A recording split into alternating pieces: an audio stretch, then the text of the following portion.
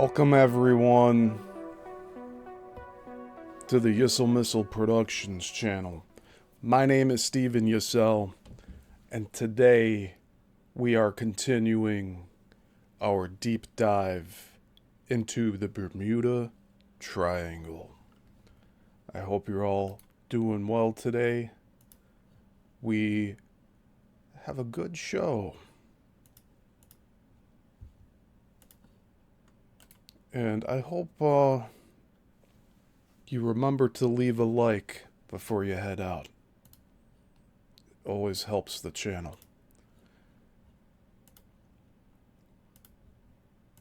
So I believe we have 2 chapters left.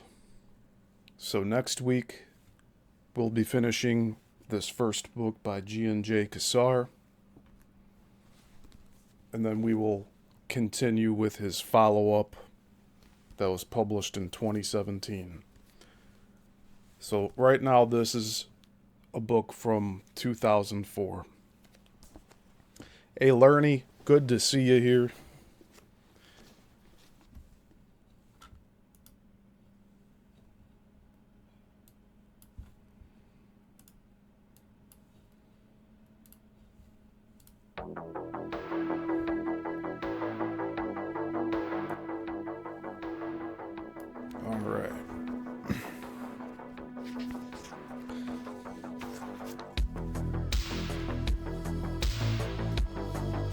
So chapter 10 is what we are reading today.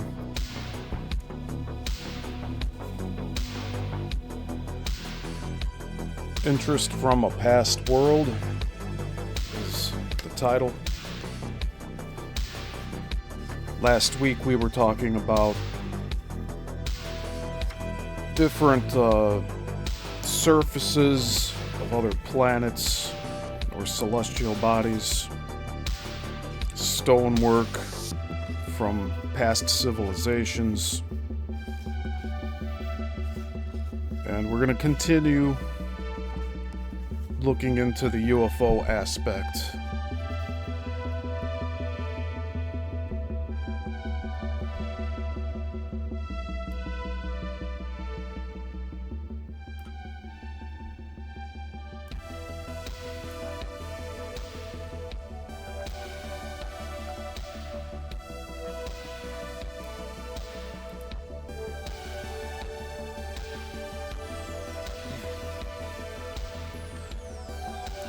So again, I'm just going to say this briefly. This channel does have membership access. If you want to support the work that I do here, please consider becoming a member. YouTube has just updated ways that people can join the channel as a member. If you use an iPhone or iOS, apparently it's much easier to join and become a member and super chat. So I didn't know it was an issue before, but now we have it all squared away.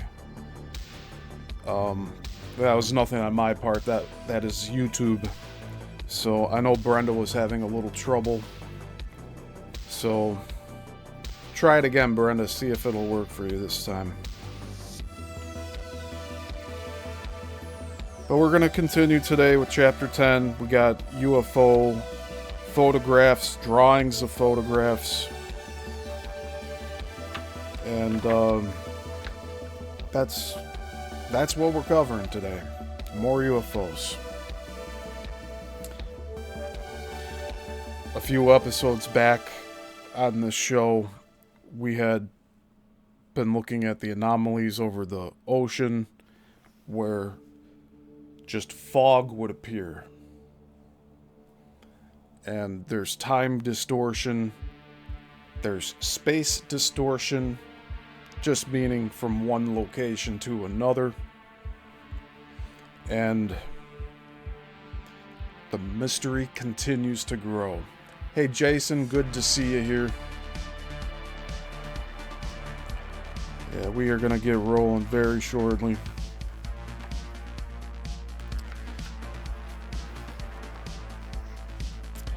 I do anticipate doing another show on the Great Lakes Triangle, and that's a members only show. Eventually that will become public for everybody. It is an incentive for people to help support what I do here. But we are continuing forward. We have this series planned through January, and there's not a lack of literature to go over.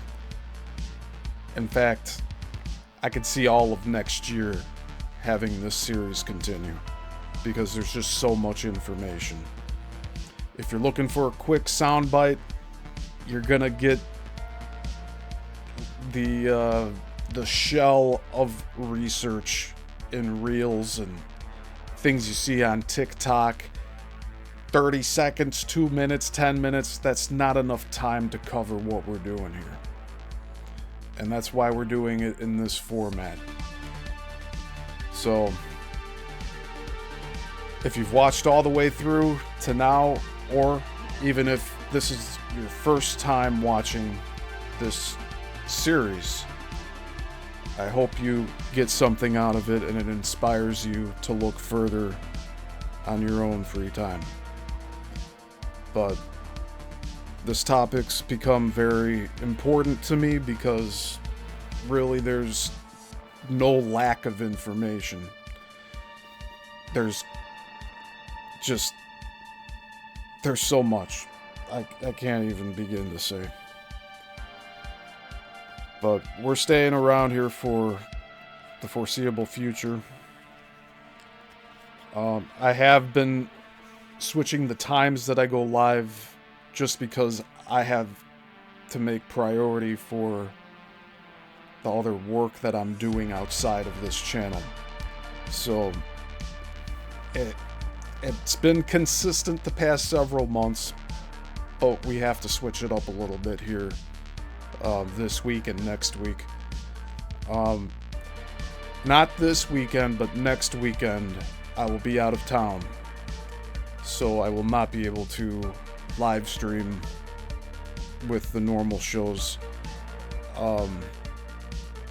especially on the 14th. We won't be having Coral Castle, but we should be back on the 16th, so I don't think we'll have any stoppage of this show week to week for this month. But let's begin. Hey Brenda, good to see you.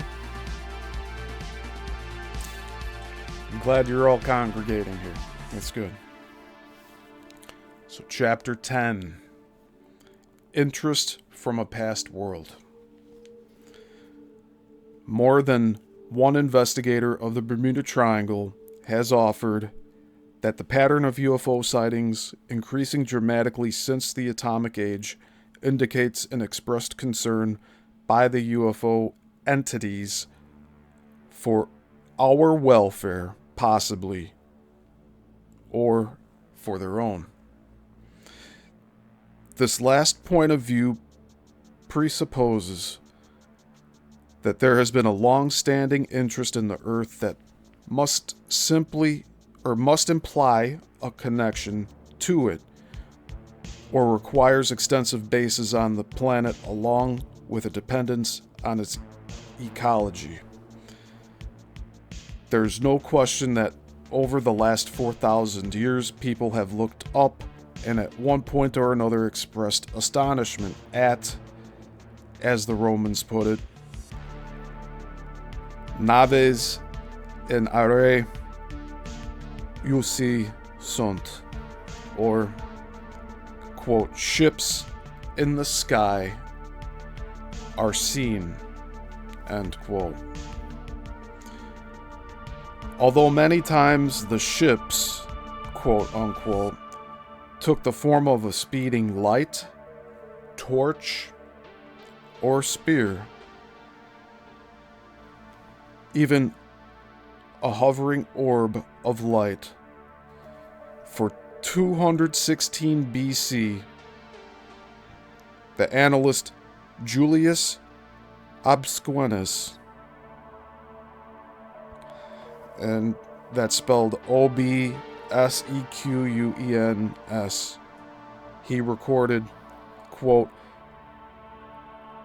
at Arpinium, which is Rimini in Italy, a thing like a round shield was seen in the sky, end quote. Not a bad simile with our own, quote, flying saucers, end quote. In 98 AD, quote, at sunset, a burning shield passed over the sky of Rome, end quote.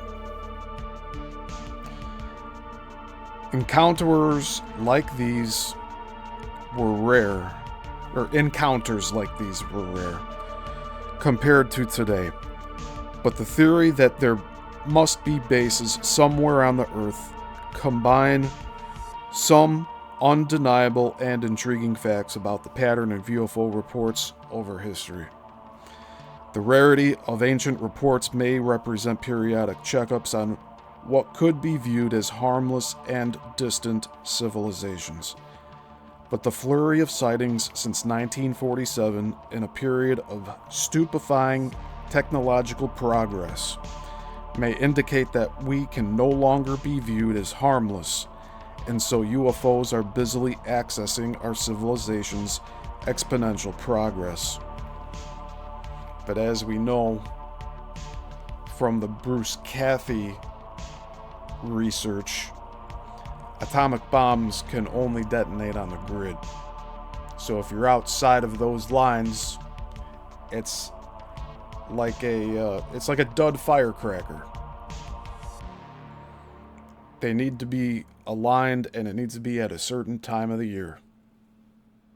Otherwise, they don't detonate. So the whole atomic threat is empty. And that should infuriate a lot of people. But that's the way world politics go. And because of that, truth is suppressed. Free energy is banned. And one day, I want to see us regain our power with free energy. But let's carry on. Ivan Sanderson points out that we are no longer distant either. Civilization until the last 500 years was clustered in the Mediterranean, Mesopotamia, and a few other places, giving UFO occupants a greater range of free, relatively uninhabited space to operate in, unobserved on Earth. Instead of viewing the increased number of sightings as new visits to the Earth, he observes that historically, the sightings have increased as mankind has moved on westward. With the consequence, quote, they are not coming to us, but that we have been coming to them, end quote. Over his long study, J. Manson Valentine has uncovered evidence suggesting that, quote, coming westward, end quote, means to bases in the triangle.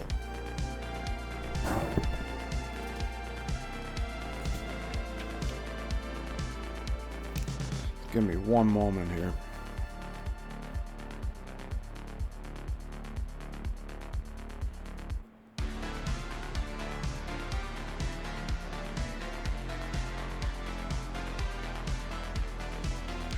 So this goes to further support the idea that there's the UFOs are submersible. There's bases underwater. Okay? I think that's pretty clear at this point.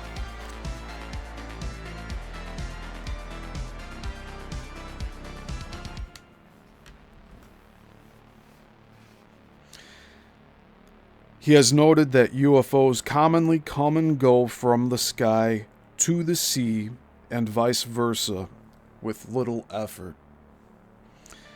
They zoom under the sea with as much speed as they do in the sky. He speculates that this might explain the phenomenon of, quote, furrows, end quote, etched in the shallow bank bottoms. Like something literally plowed over the banks at such a speed, its wake cleaved a ditch. So just imagine this as plane crashes but underwater, and it moves just as fluently in the water as it does in the air.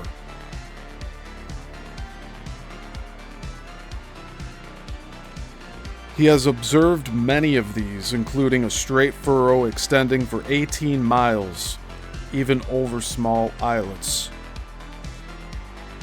They can only be seen shortly after whatever it was has passed, before the currents obliterate them. Following them once led to clear circular patches of bottom sand devoid of any customary sea bottom growth, precisely where the lines terminated, as if something had slipped below or had submerged. An apparent long-standing interest in the earth, coupled with what appears to be little interest in open contact with us, poses the question: just what is the nature of the UFO occupants' interest, and what predicates their choice of the triangle? Learning in the comments says world politics is so much that should piss people off. Yeah, there's a lot we've been lied about, or there's a lot that's been lied about to us.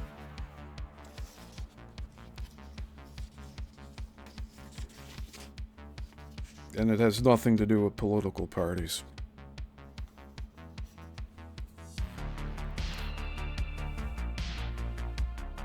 The people in charge controlling things that have the money, they'd rather us live in a movie, okay?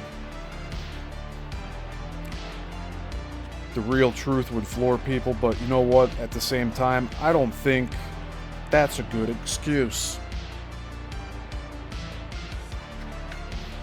Saying that people will riot and go crazy and everything. No. Power is in truth.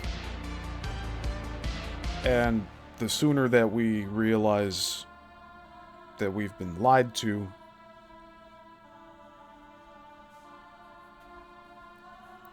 the easier it'll be to accept what the truth really is. And no, we don't have to baby feed people the truth. You're either interested in this topic or you're not. You want to plug back into the Matrix? Feel free. But why would you like to live a life of lies? But most of you that are here, you're along on the journey with me here, looking for the truth. And we've been doing this for the past 6 months. It's not that long of a time frame. The concentrated effort in studying all of this stuff without distractions of outside influences, it's very important that we focus on all of this during these times of doing these shows. And even if you're listening along, it's beneficial to you to absorb this knowledge. So let's continue here.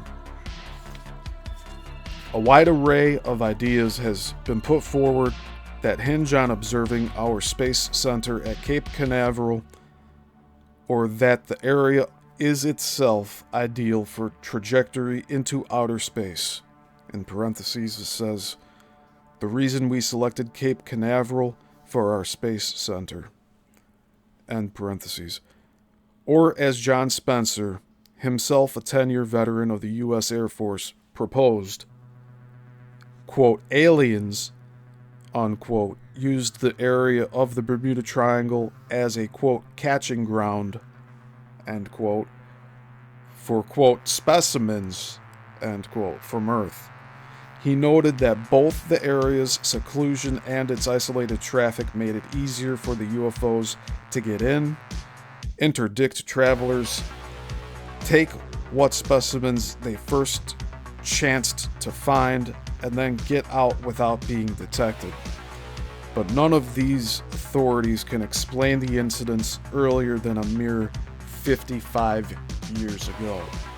And again, this book is from 2004, and it's referring to 1947.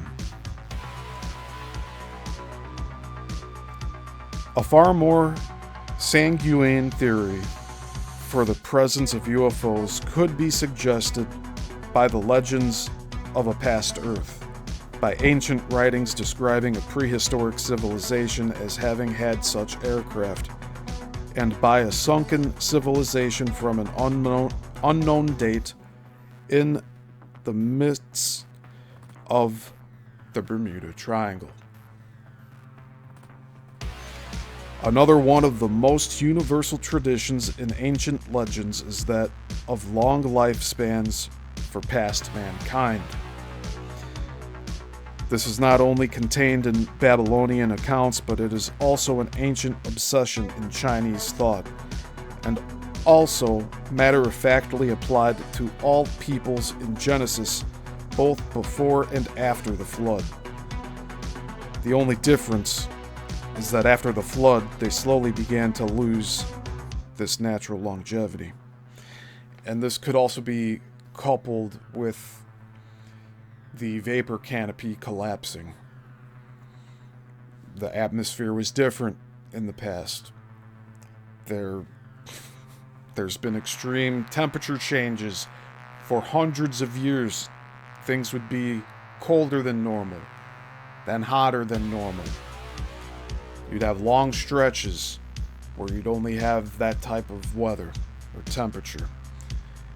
There's catastrophic transformations that the Earth went under. Very fast catastrophic changes.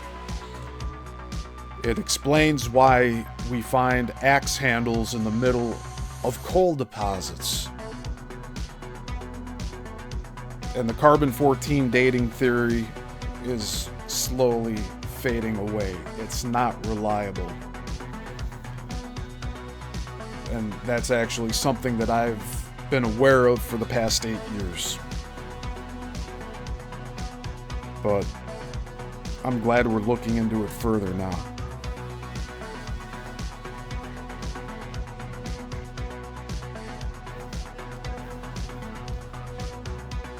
Lerny says, power is perception. That's correct.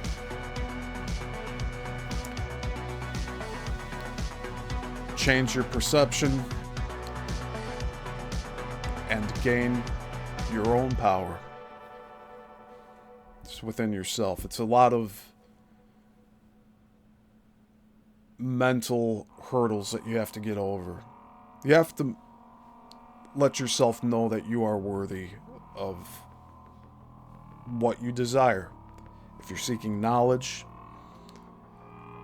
you can manifest literally anything as long as you concentrate on it. So it's really it's a war of psychology right now. It's like that saying of, you chain an elephant when it's young to a post in the ground. You let it stay there until it's an adult, and then you unchain it. It won't move from that location. Learned behavior. Don't be that elephant that thinks it needs to stay where it's chained up to. Especially when it's not even aware it's been unchained. I think we're put through schooling systems so that we behave like that elephant. They want you to conform. They want you to go along with these bleeding heart narratives of saving the world, where it's not in danger as they say it is. I always say climate change happens 4 times a year. Winter, spring, summer, fall, or autumn. But these catastrophic changes, it's not a gradual thing. It just happens. We get blasts from the sun. We get radiation blasts. We can't block that out. It's unfeasible to think that we have any significant control over Earth changes. We are literally drops in a bucket in this center of the universe. Because I do believe we're at a central point. Why are so many entities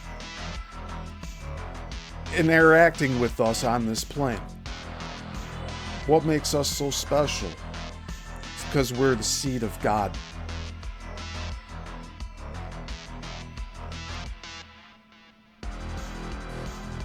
Lerny says lots of trauma healing is exactly what you're talking about. Yes. And Lerny also says the hype is what feeds the system. It sure does. That's why you need to no-sell a lot of the panic. You need to control your emotions and give thoughtful responses to things. Don't feed into the narratives. Alright. Let's carry on reading, because I gotta get this done within 2 hours.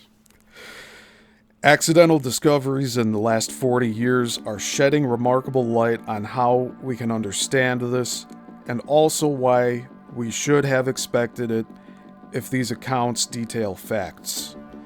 And these accidental discoveries occurred within the Bermuda Triangle because it is ideal for one thing: pressure and isolation tests on the many accessible undersea banks it so ubiquitously offers. The Aquanaut program of the 1960s was cannibalized to prepare astronauts for the isolation they would undergo on the moon shot, and even, according to the hopes of the time, during the prolonged living in small bases on the moon and other planets. Again, I don't think we can get past the Van Allen radiation belt. It just doesn't make any logical sense at this point in time. Prospective astronauts were placed in watertight domiciles, usually some form of submersible, affixed to the bank's bottom, to simulate a completely closed-off mode of living. Shallow banks were ideal for submerging these base stations at depths endurable by man and still making them accessible to terrestrial contact should an emergency occur. The emergency came in the form of a severe and deep cut to one aquanaut's hand.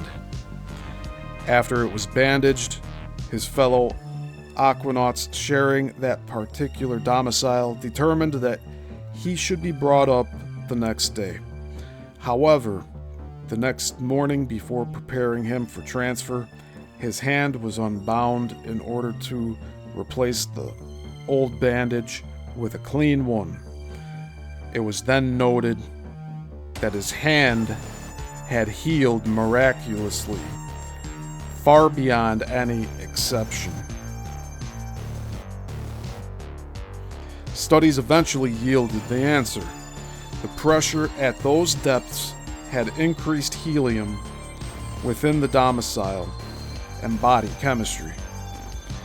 The profound effect helium has on the healing process was later confirmed and employed in hospitals in the form of hyperbaric chambers, and in parentheses, or Greek hyperbaramos, increased pressure, to treat severely burned patients in critical need of healing in order to survive.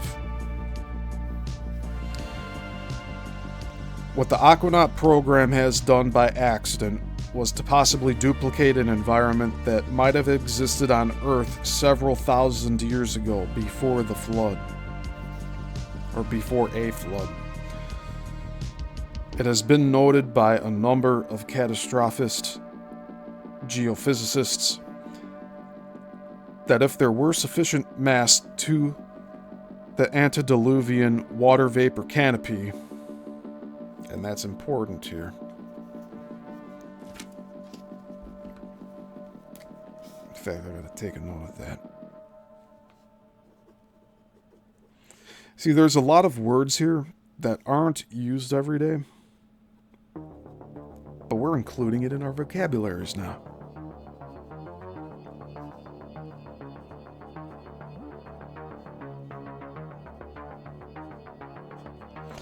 And I know the YouTube channel Archaics, they're all about the water vapor canopy. He does a lot of research into that. And, it's kind of fun to imitate his voice and all that. I like doing voices of other people, but I respect his research, so I'm not gonna imitate him today.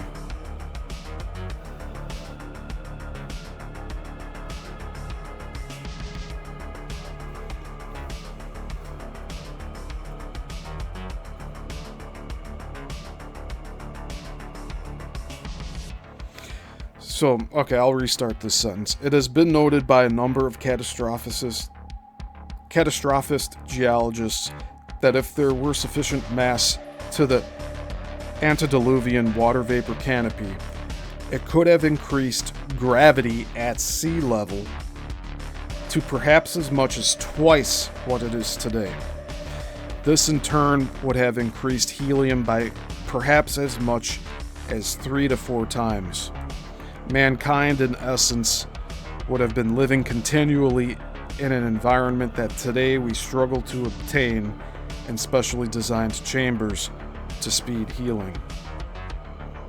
So that would also explain how there's the hundreds of years of a lifespan for any individual going back really far. Also, a water vapor canopy would have acted as a second ozone layer, giving greater protection to the Earth from harmful ultraviolet light and other solar contaminants that tax our immune systems today, and no doubt allow nasty diseases to get a foothold by simply making the human body divert too much energy to fend off the constant geophysical attacks. The end result is that we degenerate, quote, age faster. Another factor touched on in Chapter 8 might be the timing of biorhythms based on the Schumann frequency. And today, October 3rd, 2025, the Schumann frequency is off the charts.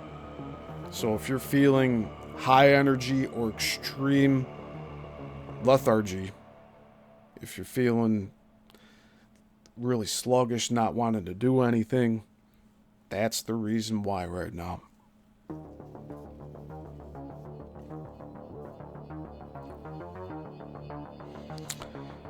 So in parentheses here, it says fundamental frequency of the Earth is 7.8 hertz.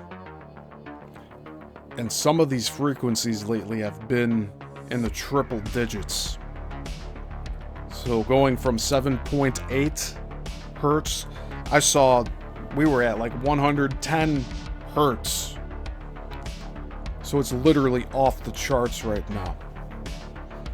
And there's many different factors going into how that's measured and how it actually happens. like the causes of it.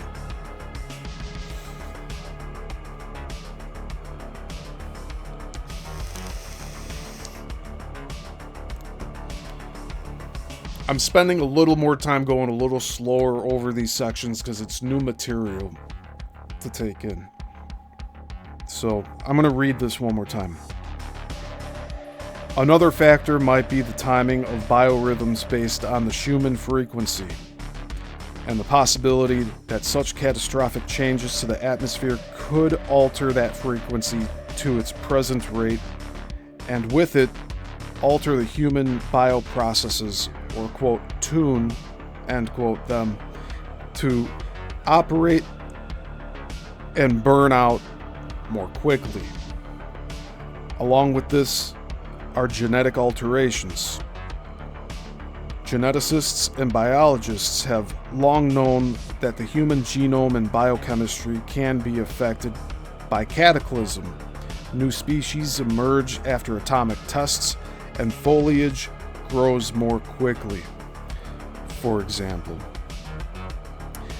They also know the body is essentially designed to eat, drink, reproduce, sleep, and live forever if only the aging process could be blocked and cell division maintained without degeneration. Footprints of biological potentiality, both positive and negative, have proven that manipulation, or rather adjustment, of lifespans is possible.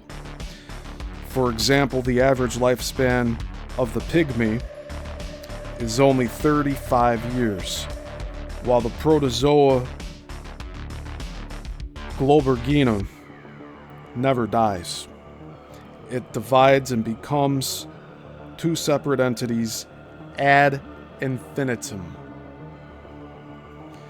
Perhaps the most astounding success so far in the field of, quote, quantum longevity, end quote, involves the study conducted in 1985 by Daniel Rudman, that's spelled R-U-D-M-A-N, of the University of Wisconsin. So I'm taking note of this name as well.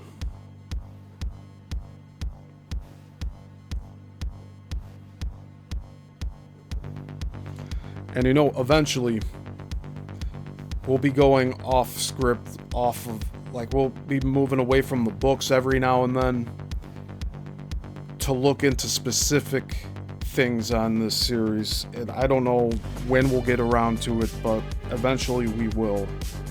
It's once I combine all the notes and do further off-screen research, we'll get that going as well. So Daniel Rudman, in 1985, from the University of Wisconsin, he is the first physician in history to literally retrogress the age of a human being by injecting synthetic human growth hormone, or HGH, in 12 men ages 61 to 80, 3 times a week for 6 months. He was able to turn them back in time 20 years. Gray hair returned to its previous color. Wrinkles on hands and face disappeared. Skin thickness increased by 7%. Fat was reduced by 14%, and lean muscle mass increased by 8%. 60-year-old men literally looked 40 again. Liver, spleen, and bone density were returning to their youthful states. It was not surprising that the human body handled the high doses of injected hormone, since they were doses it once produced itself. Studies have proven that at age 20, the human biochemistry is signaling 500 micrograms of HGH to be released per day. This, however, decreases by age 80 to a mere 25 grams. So it goes from 500 or 25 micrograms. So it moves from 500 micrograms in your 20s, from 500 to 25 by the time you're 80. If you're not taking supplements and all of this other stuff. And this is knowledge from 1985. So this has been known for the past 40 years. The reasons have never been determined. For future tests have proven that the pituitary, the master gland, is capable of releasing as much HGH when old as when young, but seems to lack the stimulation. In other words, it lacks the correct bio-friendly environment to maintain its stimulation. Induced blood poisoning like the bends. Oh, man. I could talk a lot about the bends. In parentheses, it says nitrogen poisoning of the blood. End parentheses. So, the bends also happens. There was an account of it over by the Chicago River and downtown Chicago when they were just starting to build skyscrapers, and they had to dig down to the bedrock because most of the Chicagoland area is swampland. When they made these holes and dug down to the bedrock to put the supporting beams in for these skyscrapers, the workers experienced the bends, and that resulted in bleeding out of every orifice in the face. You'd have bleeding ears, bleeding eyes, bleeding nose, bleeding mouth. I would never wish that on anyone. But I think that has something to do with going into the high pressure underground area. It just, it's too much for our current day biochemistry.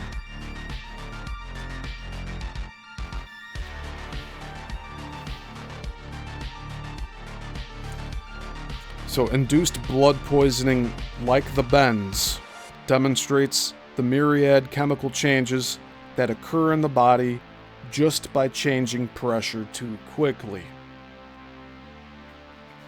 So really, you need to ease into that pressure. If you go too fast, that's when you start having the bleeding problem. But the effects of increased pressure, as experienced in undersea domiciles, on the stimulation and reception of HGH have not been studied yet. And again, this is in 2004. Principally because the effects of HGH were not fully appreciated until the Rudman study was published in 1990. And also because uniformitarianism cannot accept that the geo-environment has never been any different than today.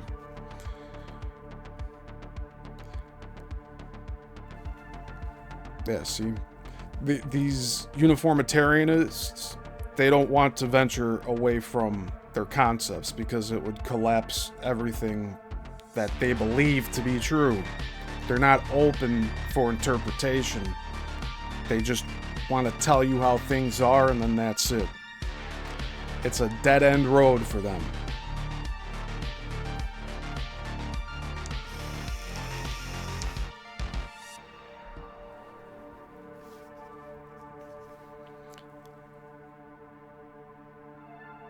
Jason H says, "Whoa, didn't know that." I assume you're talking about the bends? Yeah, it's a wild thing that happens, and I only learned about that from researching architecture and the history of Chicago and everything. It was almost like mentioned in passing with a lot of the study I was doing on that.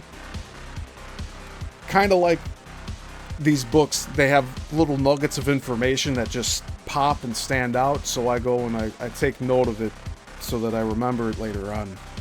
But there was a while there where I'd forgotten what the term was, the bends. It was on the tip of my tongue and I couldn't say it. So the repetition of writing things down, it helps keep the memory alive for me. In the biblical account of the post-flood ages, one thing is immediately apparent. Noah's son, Shem, lives remarkably shorter than his father, dying at 600 years instead of his father's 950 years. Generationally, after him, the ages noticeably decrease. This, however, is exponentially along the lines of a truly physical equation. But myth does not abide by the rules of physics. The decrease in longevity is recorded as follows. Shem lived 600 years.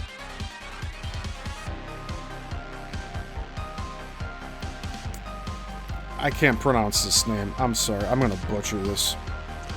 Arphaxad. Arphazad, 535 years.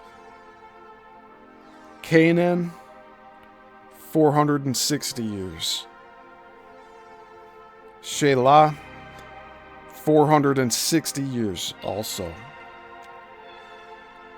Eber, 404 years. Peleg, 339 years. Regal, 339 years as well. Seruch, Seruch, 330 years. That's 9 less. Nachor, Nachor, 304 years. Tara, Tarra, 205 years. Abraham, 175 years. The exponentiality is seen in that the greatest increase is right away, then continues at a slower pace. This might be explained by the initial change in the atmosphere from a water vapor canopy loss. In other words, the human body was deprived of its accustomed pressure, perhaps subjected to different wavelengths, and was adjusting to the new environment at the cost of its longevity. One can well imagine that even a moron living to the ripe old age of 900 would be a genius by our standards today.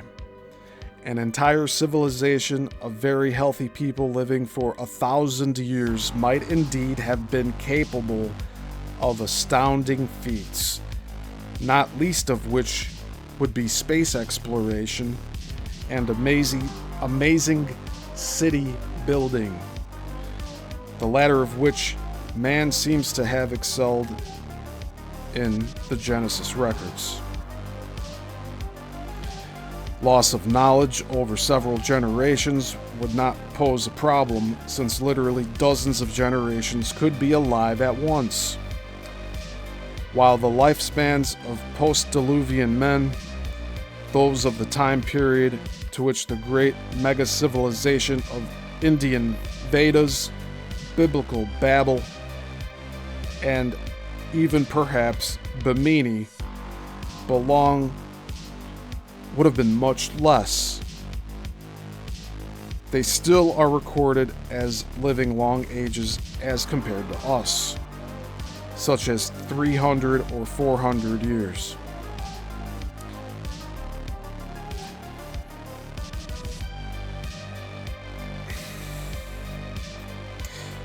With our ages continuing to dwindle until the present 80-year average, it is not surprising that man lost knowledge and that succeeding cultures remembered the era of a remote past of long ages and great accomplishments as the time of the, quote, gods, end quote.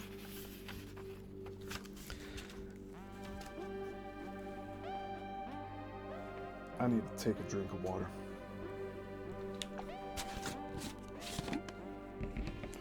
Short break from reading. I'm staying here.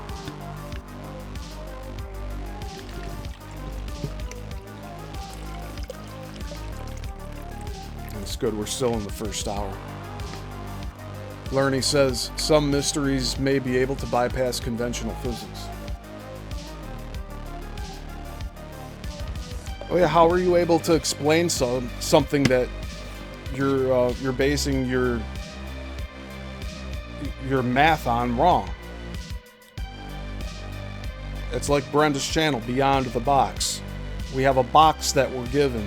We're told this is physics, this is the way things are, and then we see all these anomalies happening in the Bermuda Triangle, which defies physics, the known physics that we have today, or what's written down in books and all that.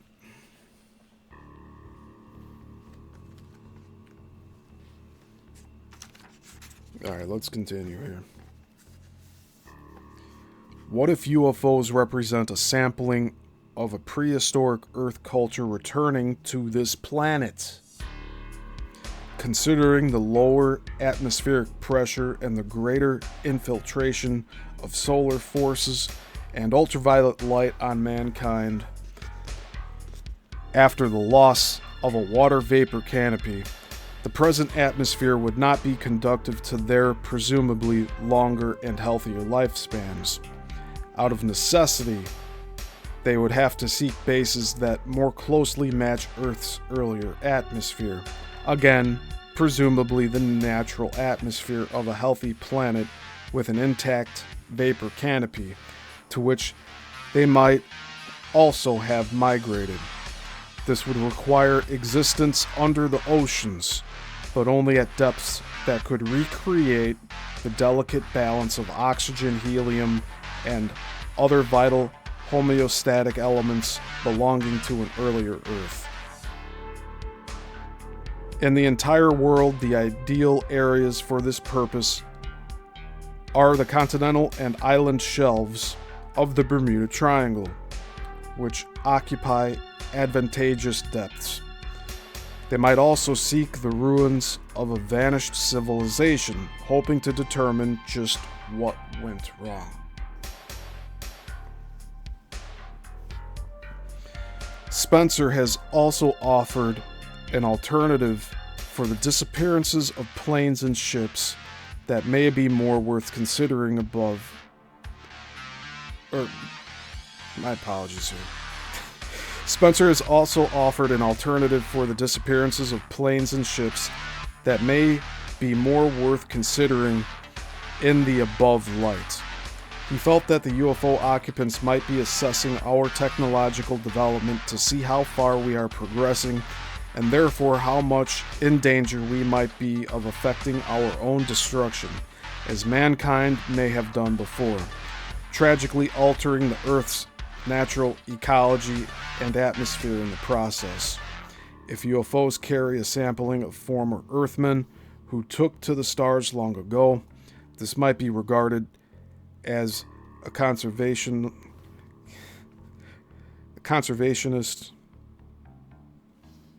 and preventive measure.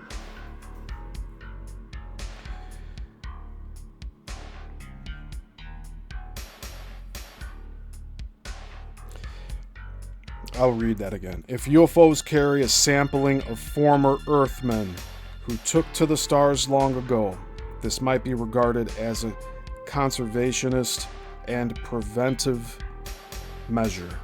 This would, of course, presuppose an ultimately altruistic purpose to their actions, one that seems belied by the destruction of so many ships and planes, if UFOs are to blame. If the repeated sightings of UFOs are genuine, no one can explain their continued presence as mere disinterested interlopers. They make no attempt at contact, leave no trace or residue, despite claims, and do not openly wage war. All this is tantamount to indifference, yet they continue to be seen in the Earth's atmosphere, though they have developed an avoidance of crowded areas. Essentially, what it approximates to is an interest in the Earth, but no desire to expose themselves to our atmosphere or culture. No one interested in faithfully discussing missing planes and ships can avoid references to UFOs or, quote, flying saucers, end quote. Many do not like to do so because of the erratic behavior the subject often excites today. Discussion of UFOs may elicit giggles from some, scorn from others, derision, dismissal, awe, and even dangerous devotion. One can be accused of religious or cult associations, or, contrariwise, be labeled apostate.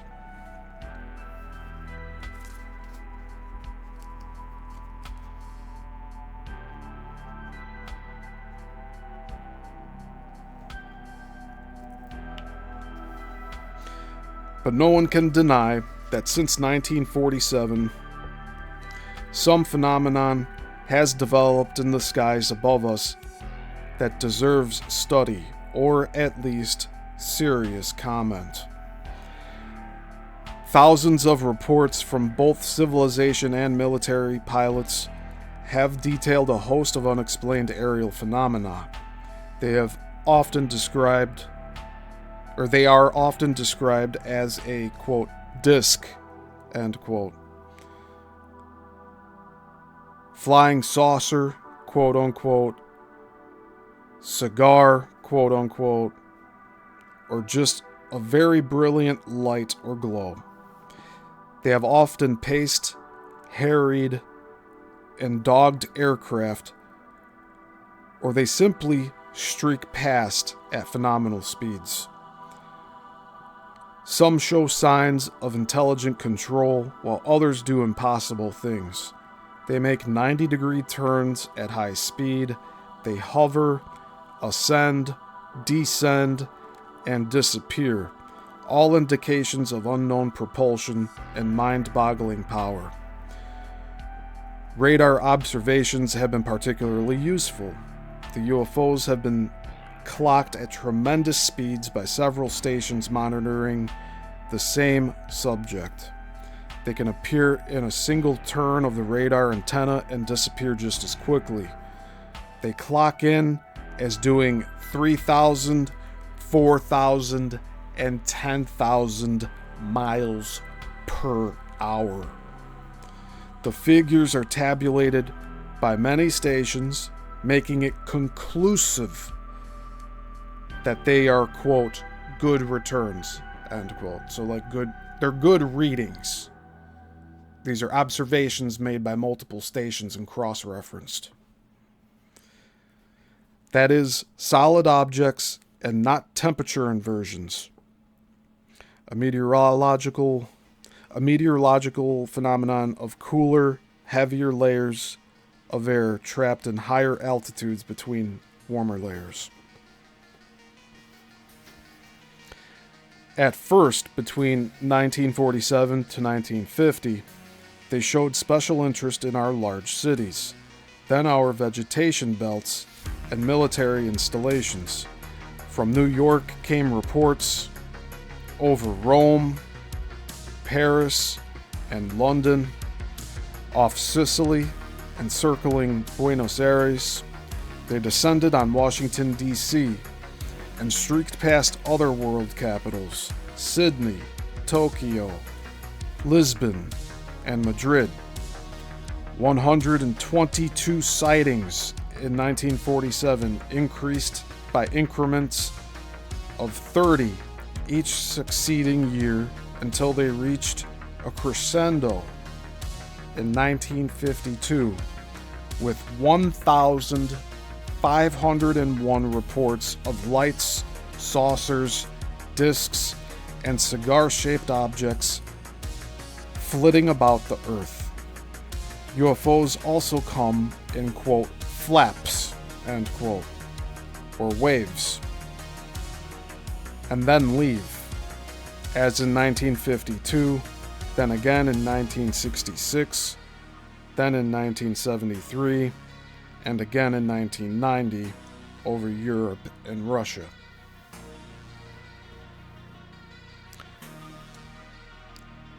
So we have a stone, or it's a solid tablet. I don't know if it's stone. We have a tablet here to look at.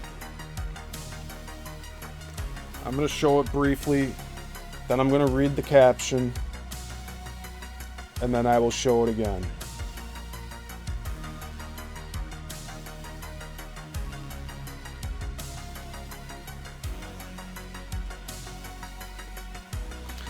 This tablet shows pictographs, an even earlier form of writing than Sumerian cuneiform.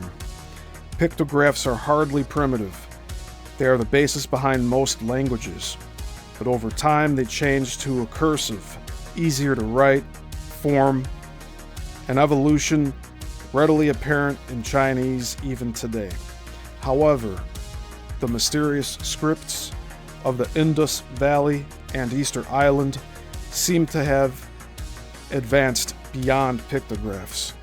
Everything in Genesis and Mesopotamian accounts of cataclysm indicates they are truncated from earlier, more detailed versions, thus explaining why some scribes mistranslated a number system and instead of coming up with 930 years for an antediluvian lifespan, came up with 28,000 years in Babylonian.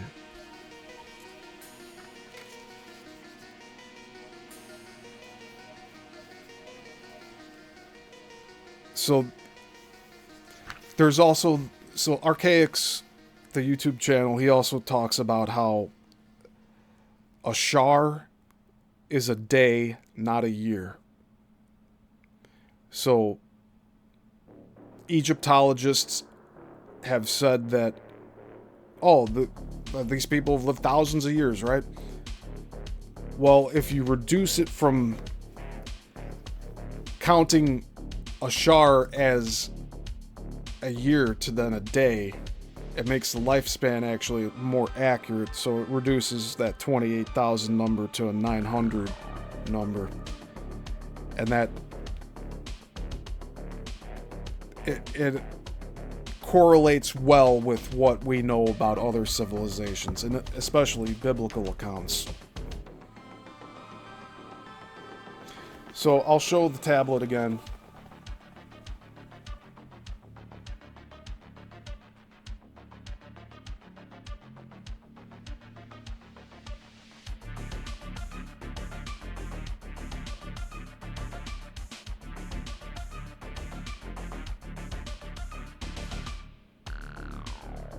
Now, I personally don't know what they say.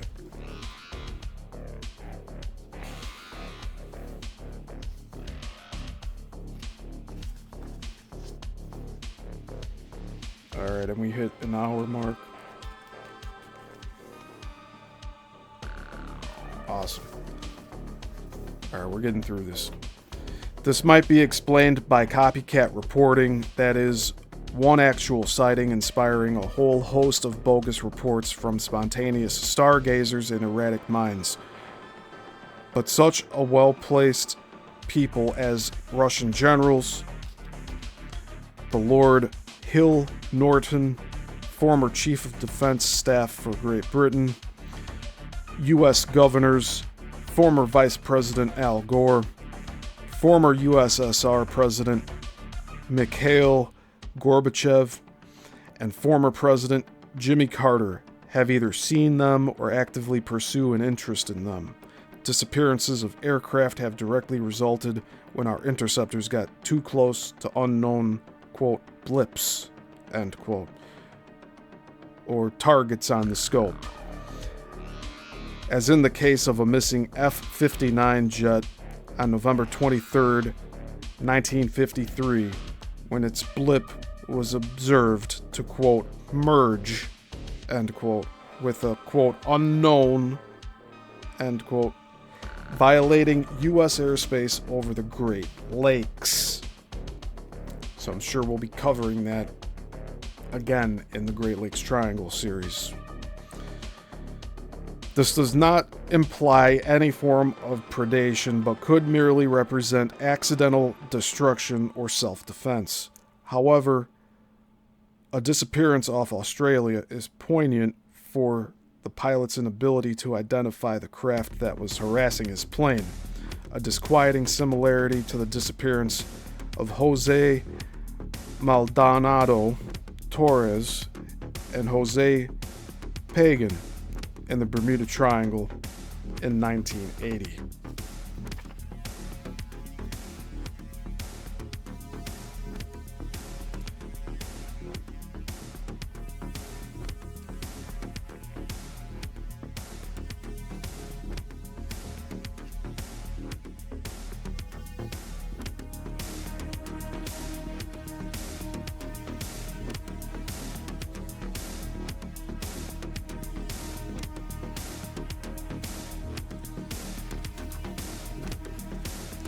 On October 21st, 1978, Fred Valentich was en route from Australia to nearby King Island.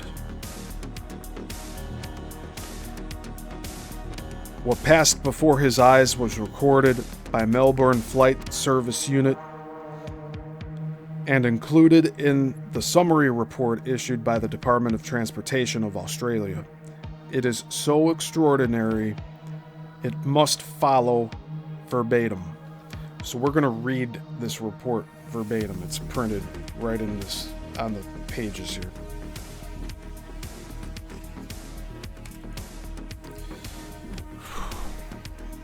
This is going to be a doozy.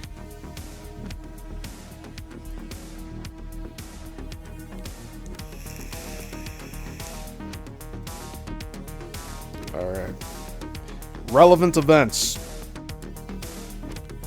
The pilot obtained a Class 4 instrument rating on the 11th of May, 1978, and he was therefore authorized to operate at night in visual meteorological conditions, or VMC. On the afternoon of the 21st of October, 1978, he attended the Moorabbin briefing office. So that's spelled Moorabbin. Obtained a meteorological briefing and at 17:23 hours or 5:23 p.m. submitted a flight plan for the night VMC flight from Moorabbin to King Island and return.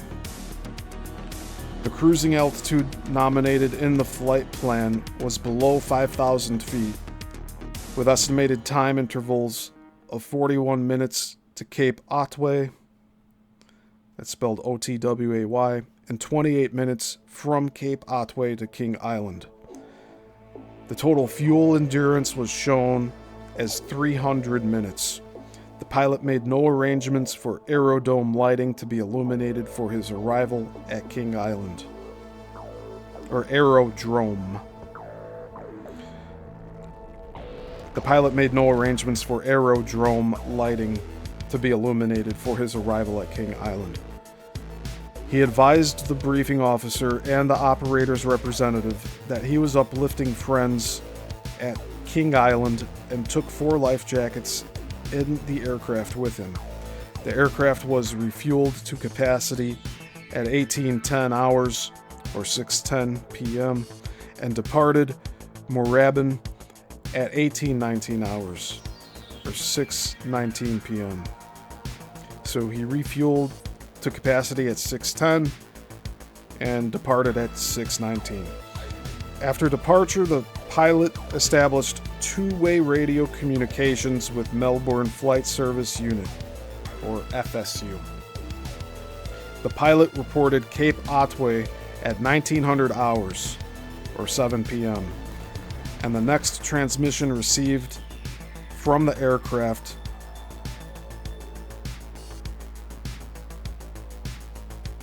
was at 19:06:14 hours, or 7:06 p.m. and 14 seconds. So 6 minutes, 14 seconds passed.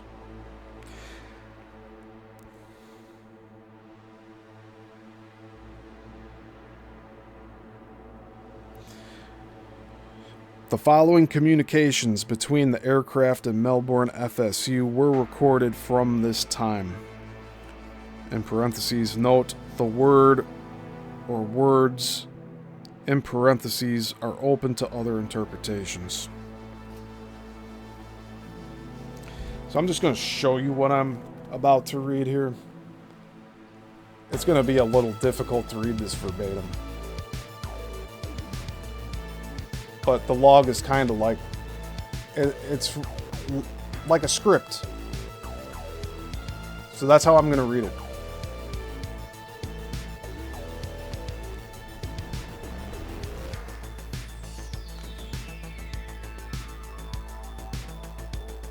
So the time is 7:06 and 14 seconds. This is from VH-DSJ.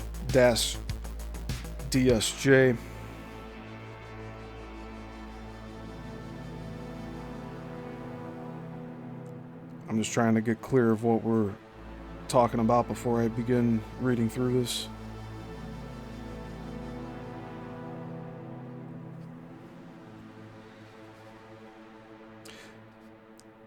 So this is Valentich, and then FSU is the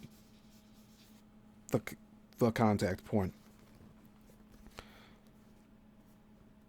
So the text reads from Valentech. Melbourne, this is Delta Sierra Juliet. So DSJ. Is there any known traffic below 5,000? And 9 seconds later, FSU replies, Delta Sierra Juliet, no known traffic. 3 seconds later, VH says, Delta Sierra Juliet, I am, seems to be large, seems to be a large aircraft below 5,000. FSU replies 20 seconds later, Delta Sierra Juliet, what type of aircraft is it?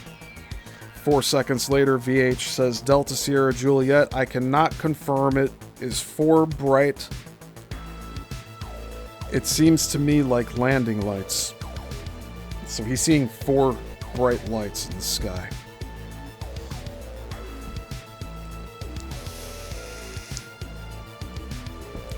"14 seconds later, FSU replies, Delta Sierra Juliet.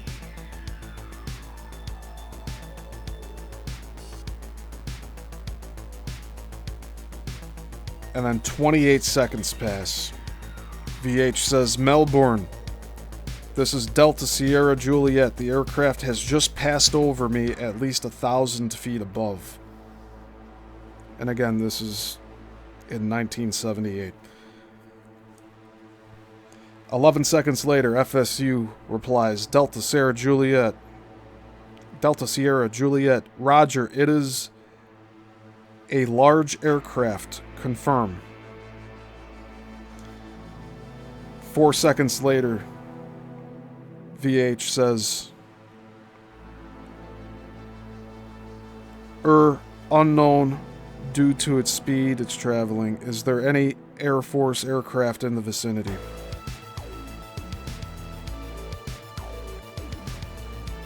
10 seconds later, FSU replies, Delta Sierra Juliet, no known aircraft in the vicinity.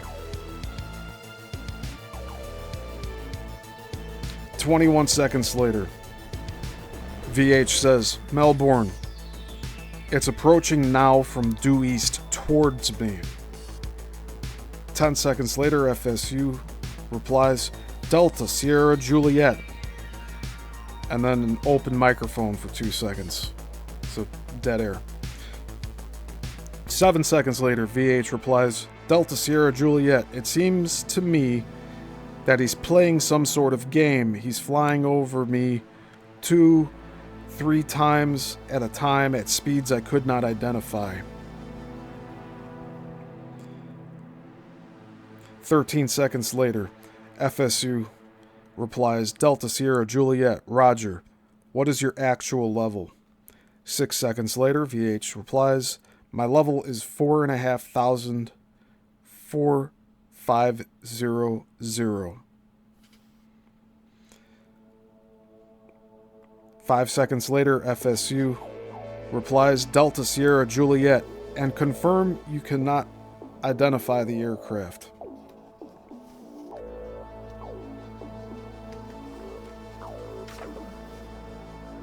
Three seconds later, VH says, affirmative. 4 seconds later, FSU replies, Delta Sierra Juliet, Roger, standby. 10 seconds later, VH says, Melbourne Delta Sierra Juliet, it's not an aircraft. It is... And then there's dead air. For 2 seconds. 18 seconds pass. FSU replies, Delta Sierra Juliet Melbourne. Can you describe the aircraft? So it uses the word ER. I don't know if it's like cut off language, or maybe it's short for erroneous. But anyways, FSU asked, can you describe the aircraft?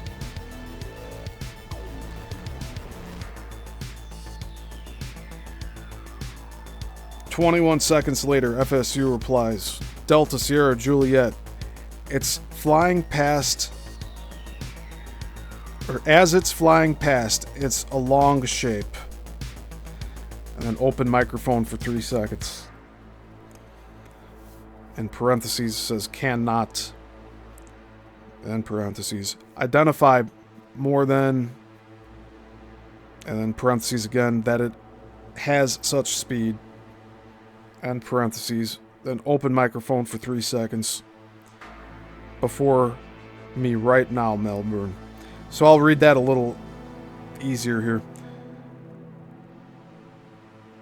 FSU says, as it's flying past, it's a long shape.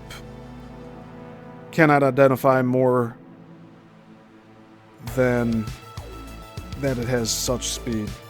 Before me right now, Melbourne. FSU, 1 minute later exactly, says Delta Sierra Juliet, Roger, and how large would the air object be? 13 seconds later, VH says, Delta Sierra Juliet Melbourne, it seems like it's stationary. What I'm doing right now is orbiting, and the thing is just orbiting on top of me. Also, it's got a green light and sort of metallic-like. It's all shiny on the outside. 23 seconds later, FSU responds, Delta Sierra Juliet. 5 seconds later, VH responds, Delta Sierra Juliet. Then open microphone for 5 seconds. It's just vanished. 9 seconds later, FSU replies, Delta Sierra Juliet.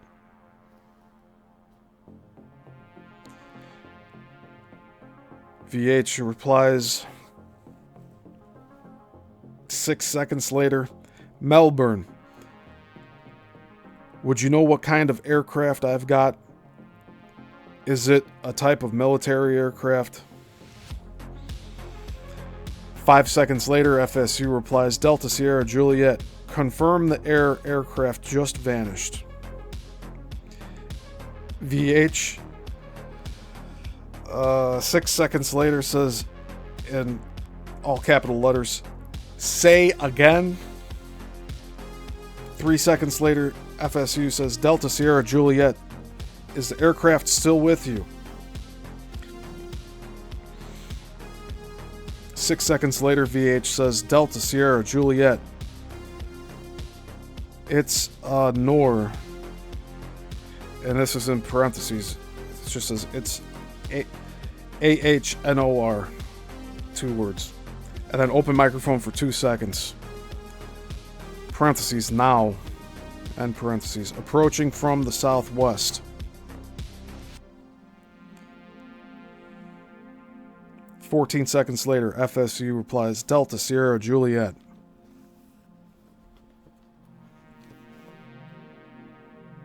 "15 seconds later, VH replies, Delta Sierra Juliet, the engine is rough idling. I've got it set at 2324. And the thing is, in parentheses, coughing. End parentheses. So he trailed off and just started coughing. 12 seconds later, FSU replies, Delta Sierra Juliet, Roger, what are your intentions? 5 seconds later, VH says, my intentions are to go to King Island, Melbourne. That strange aircraft is hovering on top of me again. And 2 seconds open microphone. It is hovering, and it's not an aircraft.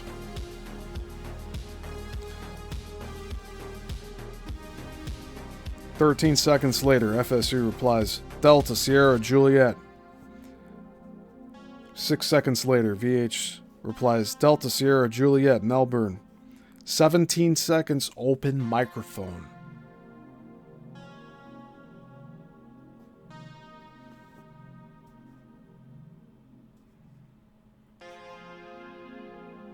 And then 21 seconds later, FSU replies, Delta Sierra Juliet, Melbourne.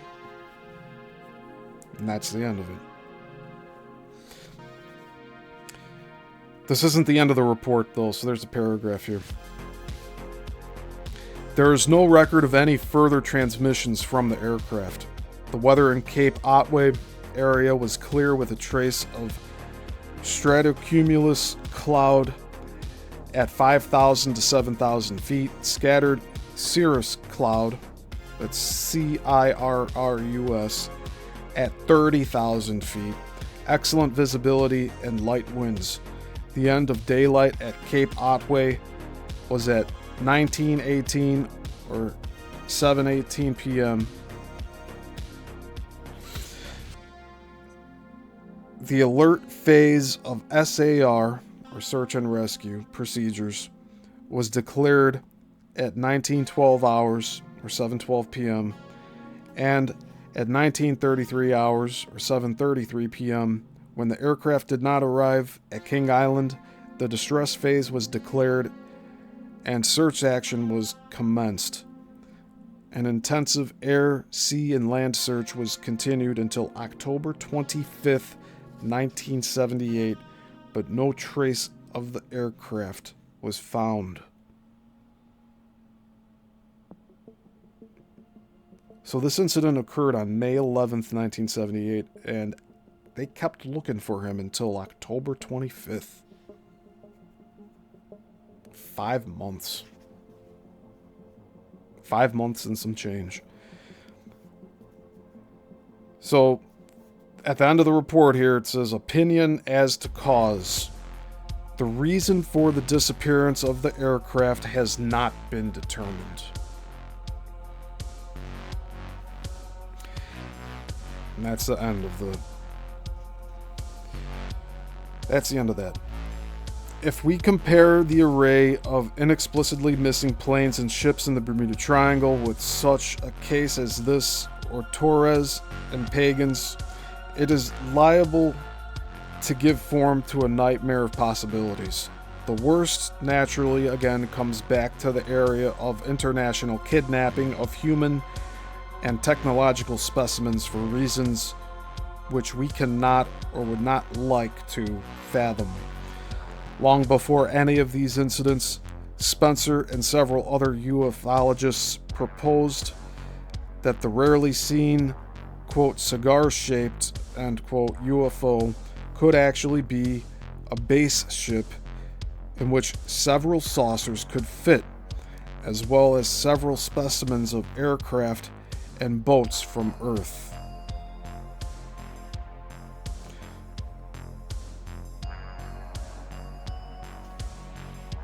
Something that I've witnessed this year in Texas on Susie's Ranch. Valentich's disappearance is noteworthy for his description of one of these long spaceships. The relentlessness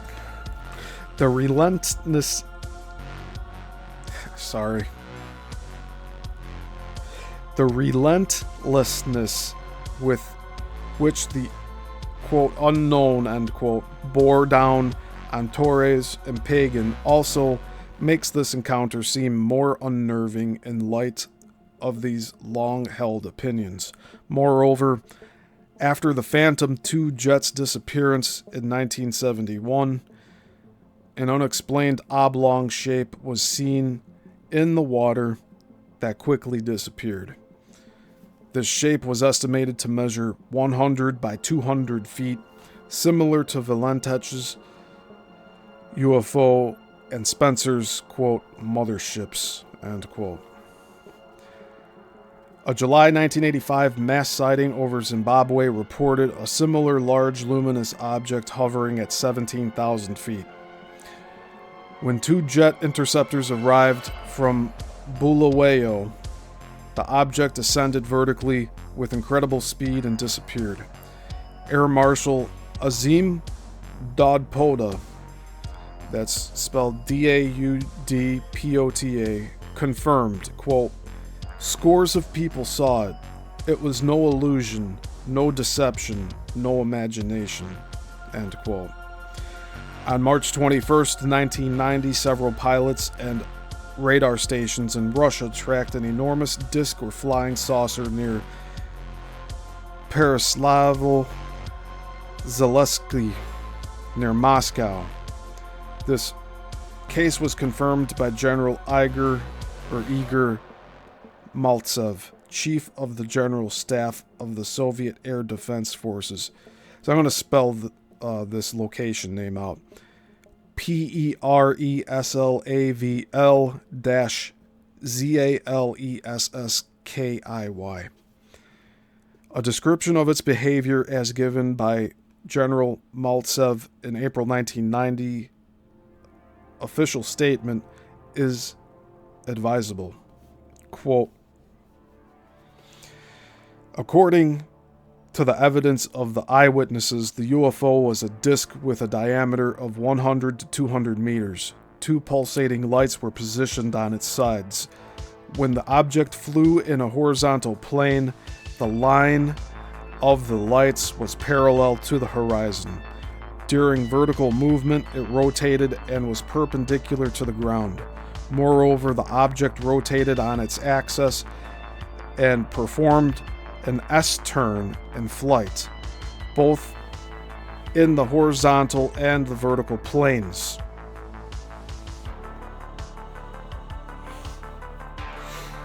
Unreal.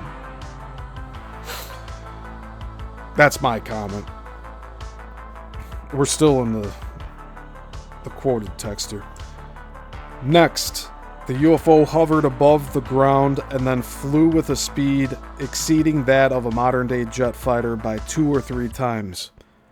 All of the observers noticed that the flight speed was directly related to the flashing of the side lights. The more often they flashed, the higher the speed. End quote. General Maltsev's impression was that, quote, the movement of the UFO was not accompanied by sound of any kind and was distinguished by its startling maneuverability. It seemed that the UFO was completely devoid of inertia. In other words, they had somehow come to terms with gravity.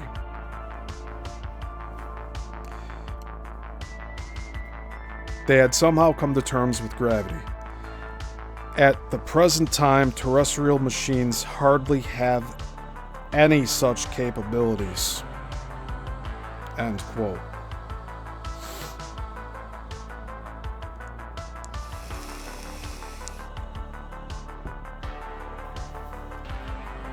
Echoing somewhat this impression, Admiral the Lord Hill Norton has stated,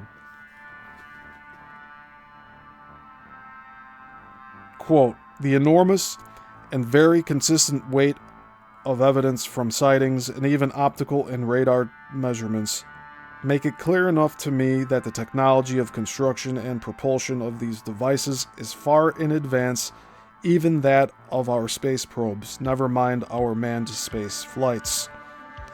End quote. He comments that, quote, were such technology in actual use anywhere on Earth, it would have surfaced either in war or perhaps more likely in industry. End quote. Noting that a disk is the most common shape, he has offered the opinion that, quote, U stands more for unexplained than unidentified. End quote. In a flap over Belgium in the same year, 1990, Colonel Wilfried de Brouwer,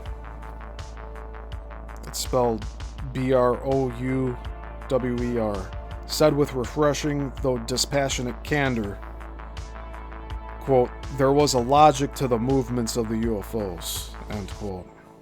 When faced with the unusual reports from around the world by persons who have had no interface with each other and yet remarkably describe the same phenomena, such a fact may elicit from the reader a similar opinion as expressed by Mikhail Gorbachev, quote, the phenomenon of UFOs does exist and it must be treated seriously, end quote.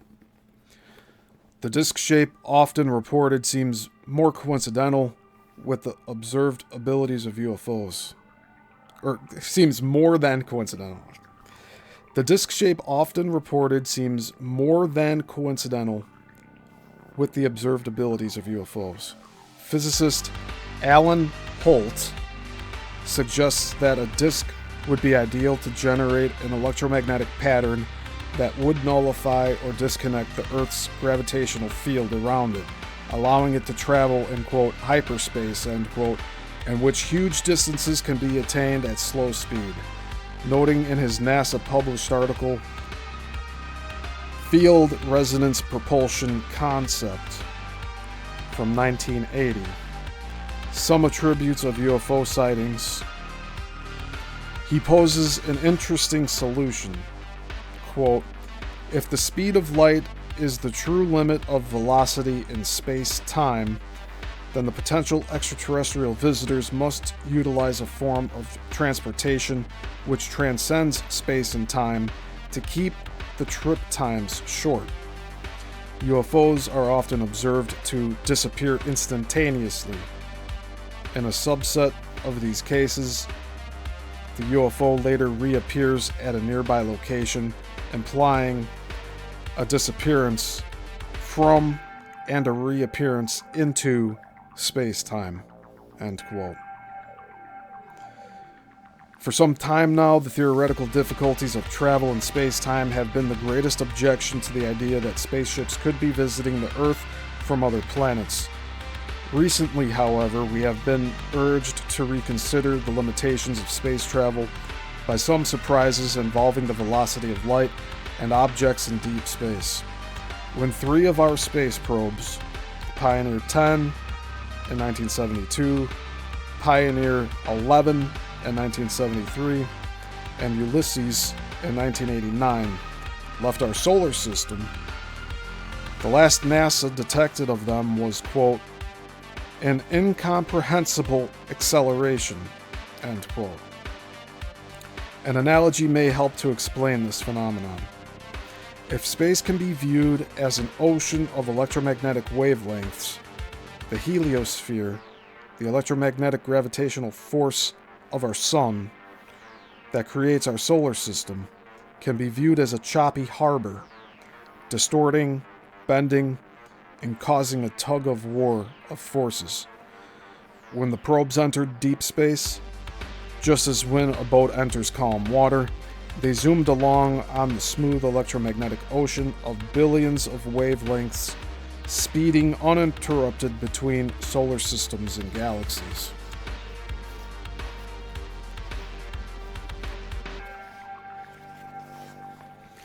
Part of Einstein's predictions about space and light and electromagnetic wavelength seems proved by this discovery. He postulated that space itself curves around a massive object like a planet, and with this, so will light bend. Yet the more light bends, the more it slows. The speed of light around here, within both the gravitational field of the Earth and then that of the Sun, travels at a constant of 186,284 miles per second. But outside our solar systems, free of its gravitational pull, it is only logical to assume that light travels at speeds far greater than what it does within this heliosphere, no longer having to contend with our own sun's massive pull. With such increased acceleration comes a shortening in the amount of time it takes to traverse space. With a speeding object, however, there comes an increase in its mass along with this. Theoretically, a curving of space around the object and a resulting slowing of time. We must remember that our own planet travels at just over 66,000 miles per hour. And with its gravity and curving of space, we have detected a definite slowing of time at its surface as compared to its orbital heights. And again, I'm not convinced that we're plummeting through space at that velocity. If anything, there's objects that are passing by us at that speed. Or around us, I should say.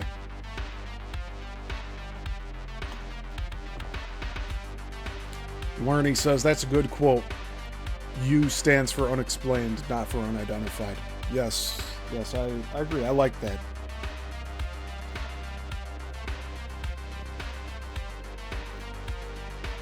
Because we're able to identify it with our eyes, right? It's unexplainable. So that is more fitting. Unexplainable flying object. Because we sure can't explain how it can navigate the wavelengths like it does. Stops on a dime, does a V check mark and flies out, like what I've witnessed.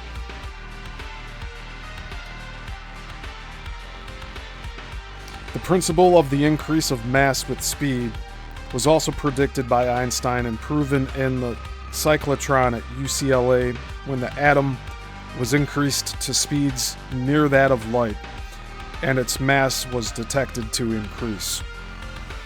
A spaceship traveling at the speed of light or greater speeds would have to increase in mass, thus causing a bending of space around it, and with this a slowing of time within the spaceship's airfield. It would be theoretically possible to travel long distances in relatively short time spans, in parentheses, from the perspective of those inside the spaceships, end parentheses. But time would still progress at its normal speed, in parentheses, or at least our acceptable progression. end parentheses, outside of the craft. So time would still progress at its normal speed outside the craft.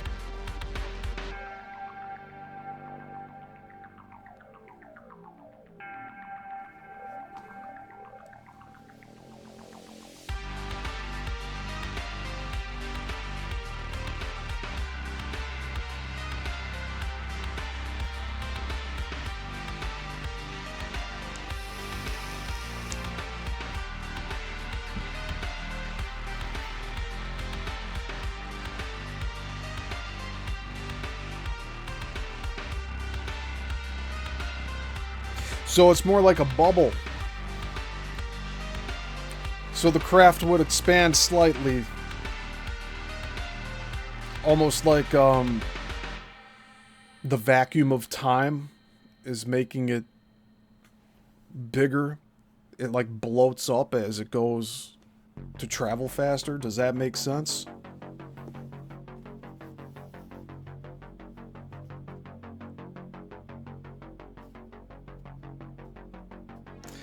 A round trip from here to Sirius, 9 light years away, at light speed, would only require a box lunch for those inside the spaceship. But Earth's time would have progressed 18 years. But if a speed greater than 186,284 miles per second could be attained in intergalactic space, as now seems probable, the time disparity would be shorter, unless with a greater bending of space-time would allow even more.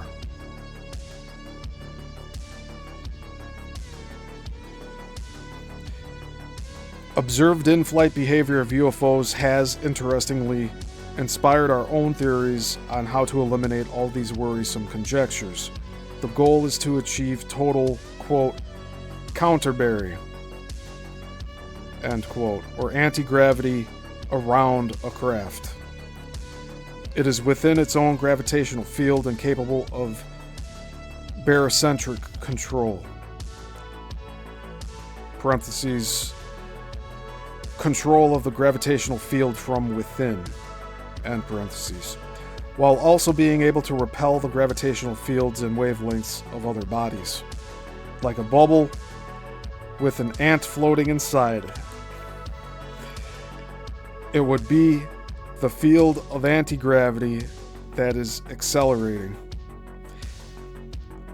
while the craft inside merely moves with the field, thus traveling at fantastic speeds, but without the increase of mass or curving of space and perturbation of time, making it possible for craft to travel frequently in space without encountering dreadful time lapses between their home worlds and ours. Such craft would also be capable of any maneuver, including 90-degree turns at high speed. Check marks.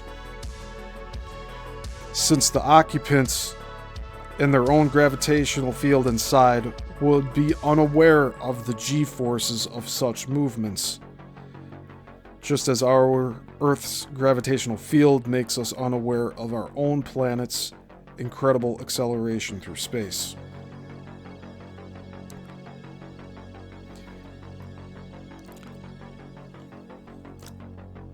So that's understandable, but I still think there's something missing to what is Earth traveling through? Like, what is this bowl of water, matter, air, whatever you want to say space is? Like, what is Earth traveling through? Like, we just generically call it the universe, but it's a little more than that. And also, it's downscaled more realistically than what we're told. I think we're in a closed system. Like that I can get on board with. And then these objects creating an anti-gravity field around it while it's traveling fast. that also makes sense to me. Despite the instant official denials that UFOs exist, pose any danger, it is cautioned that if any of our conventional craft were too near to an intense electromagnetic gravitational field, as such a hypothetical craft would generate, the field would cause all electronic gear to go haywire. Coincidental, one might add, with the effects reported in the Triangle and in UFO encounters throughout the world. Paul Laviolette, that's spelled Laviolettte, systems scientist and physicist, as well as having served on NASA's Space Exploration Outreach Project, has proposed that a less intense form of such a field is generated by the B-2 stealth bomber, created in this case by the engines sending positive electrical charges toward the leading edge of the Batwing and negative charges to the traveling part of the Batwing. Physicist Thomas Townsend Brown was the first to discover this method of propulsion and used it on discs, once again finding these the best suited. This created a pull in the direction of the positive charge and a push from the negative charge, causing lift without the need for air to flow over the wing. You could liken this to magnetics.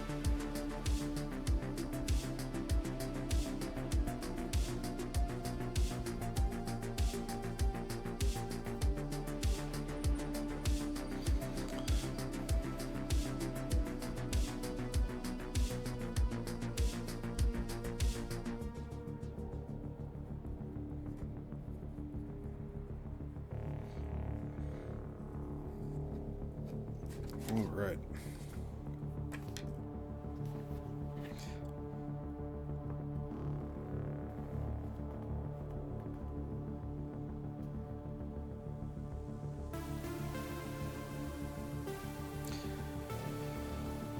Although highly classified, elements of the B-2 are known, and these tend to indicate that some form of electromagnetic force is in use.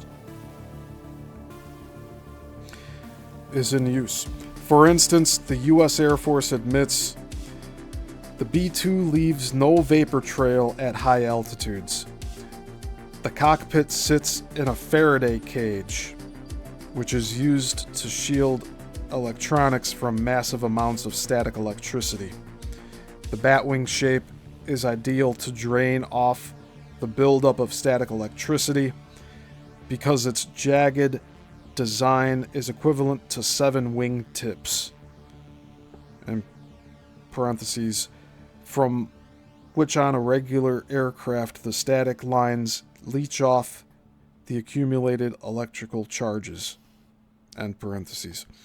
And the skin of the bomber is made of depleted uranium crystals.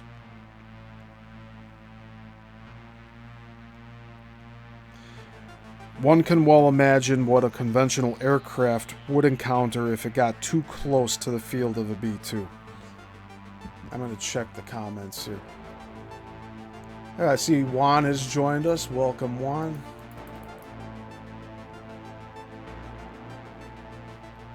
Lerny says the whole speed and mass correlation is still something I don't really understand. Well, maybe we'll get there together, Lerny, because I'm still not 100% on it either.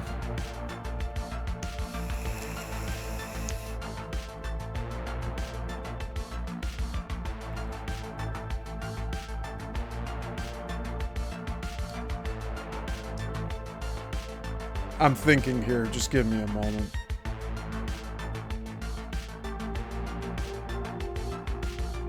I would say that the mass of an object that's traveling is irrelevant as far as, like, you have a small aircraft versus a large aircraft. They can both accomplish the same thing of traveling in this manner, where there's the pull from the front and the push from the back, just off the atmosphere alone. And once you reach high enough speeds, you create that bubble around where everything seems normal to the pilots and the people inside the aircraft, but outside, a viewer looking at this thing, it would start looking distorted at that point. Or you might not see it at all if it's traveling that fast. Jason H says, Thomas Townsend Brown has been coming up a lot lately. Very fascinating. Yeah, this is actually first time I think I've heard of him. And I took a note of his name here to look him up later.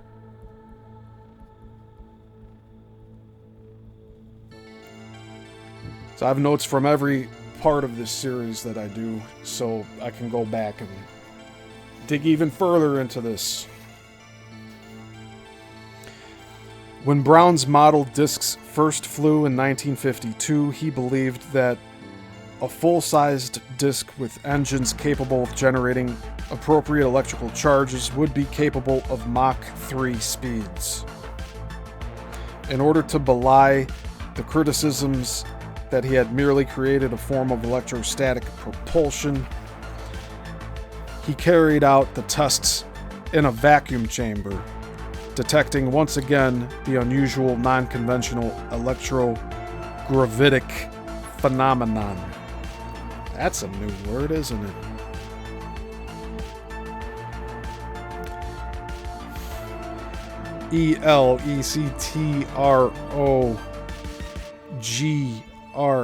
electrogravitic. I like that word. In describing Brown's discs, his colleague Mason Rose asserted that they, quote, had no moving parts at all. They create a modification of the gravitational field around themselves. They act like a surfboard on a wave. The electrogravitic saucer creates its own hill, which is a local distortion of the gravitational field. Then it takes this hill with it in any chosen direction. End quote.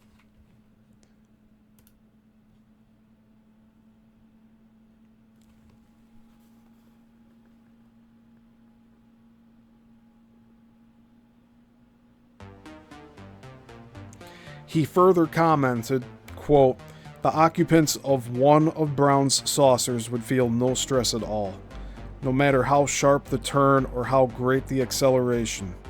This is because the ship, the occupants, and the load are all responding equally to the wave-like distortion of the local gravitational field. End quote.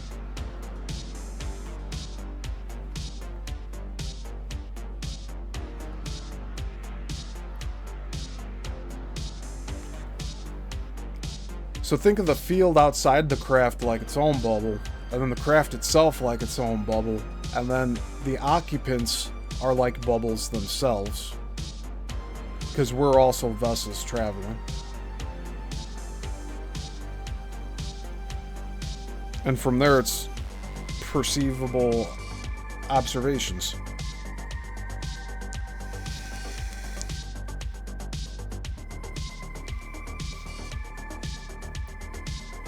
While Thomas Townsend Brown postulated no theory for how this was done, aside from saying it was neither predicted by relativity nor by theories of electromagnetism, LaViollette's analysis is worthy of some comment. So here's his analysis, an excerpt of it.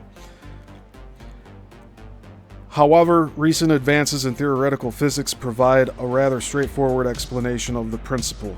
According to the novel physics of subquantum kinetics, gravity potential can adopt two polarities instead of one. Not only can a gravity field exist in the form of a matter-attracting gravity potential well... Hold on, I gotta reread that. According to the novel physics of subquantum kinetics, gravity potential can adopt two polarities instead of one. Not only can a gravity field exist in the form of a matter-attracting gravity potential well, as standard physics teaches, but it can also exist in the form of a matter-repelling gravity potential hill.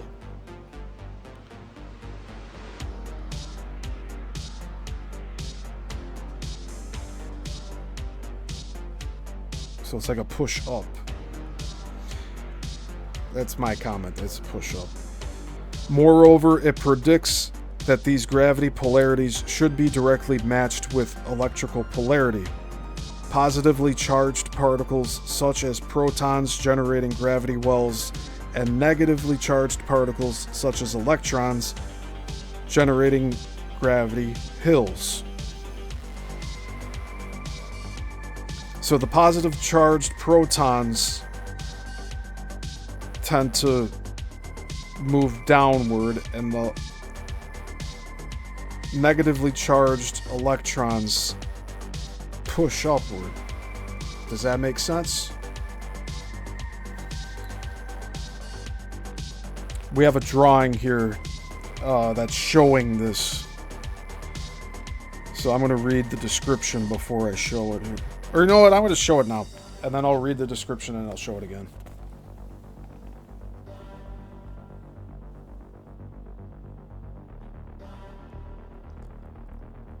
Like a surfboard on waves, right?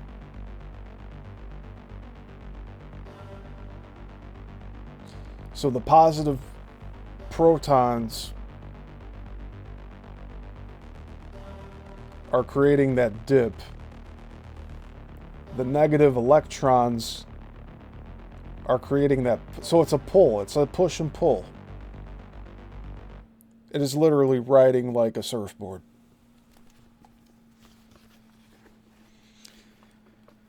The wave-like line depicts how the gravitational field would be distorted around one of Brown's, quote, anti-gravity disks, end quote, into a pulling trough and a propelling hill, as predicted by Dr. Paul Laviolette's subquantum kinetics theory.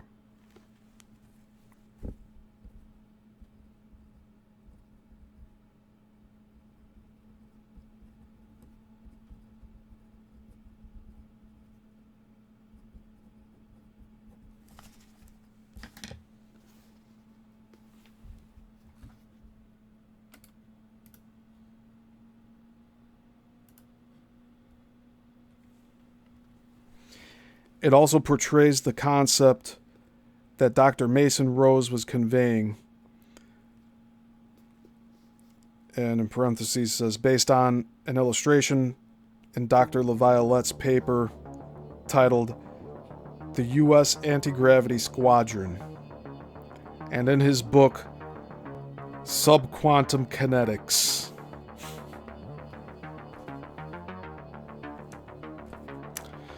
That's something we'll have to look into. And this image was reproduced by permission of Dr. Paul Laviolette. So.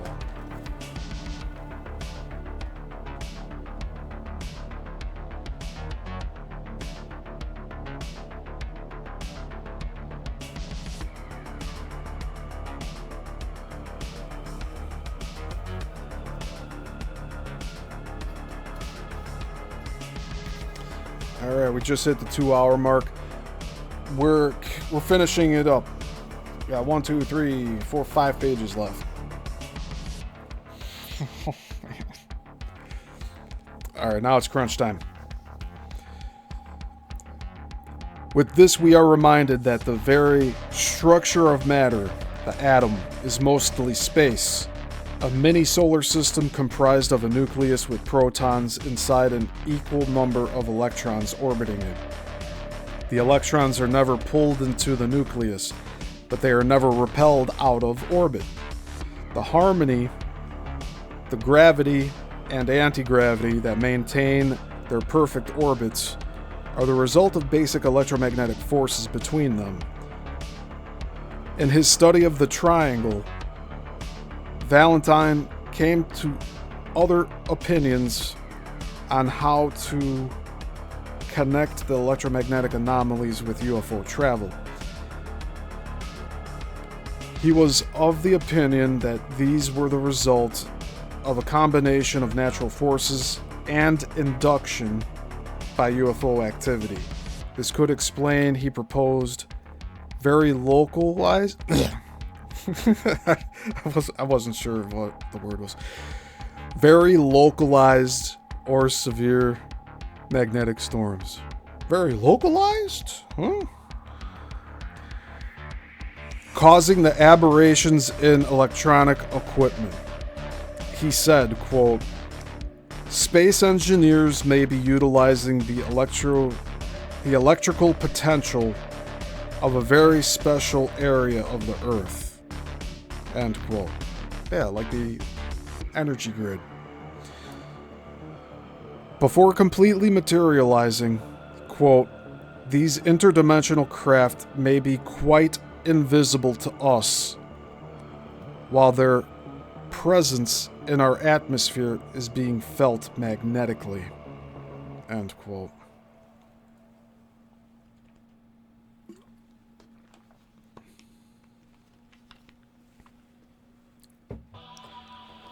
This idea about UFOs and special areas for magnetism sounds less fanciful now that elements of Project Magnet have been declassified.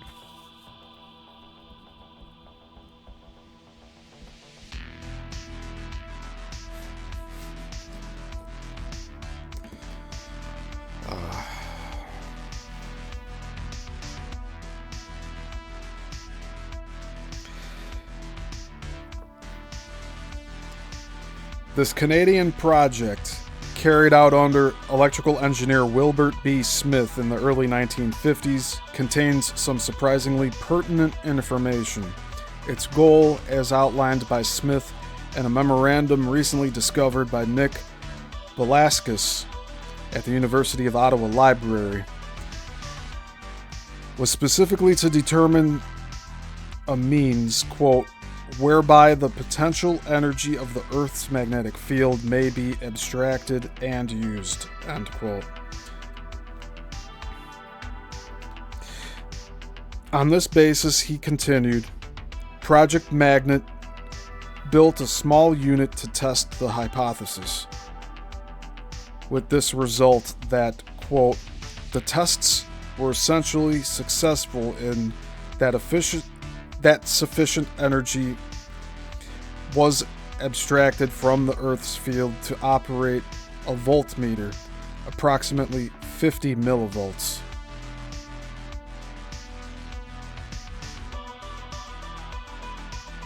So end quote. So that's free energy right there.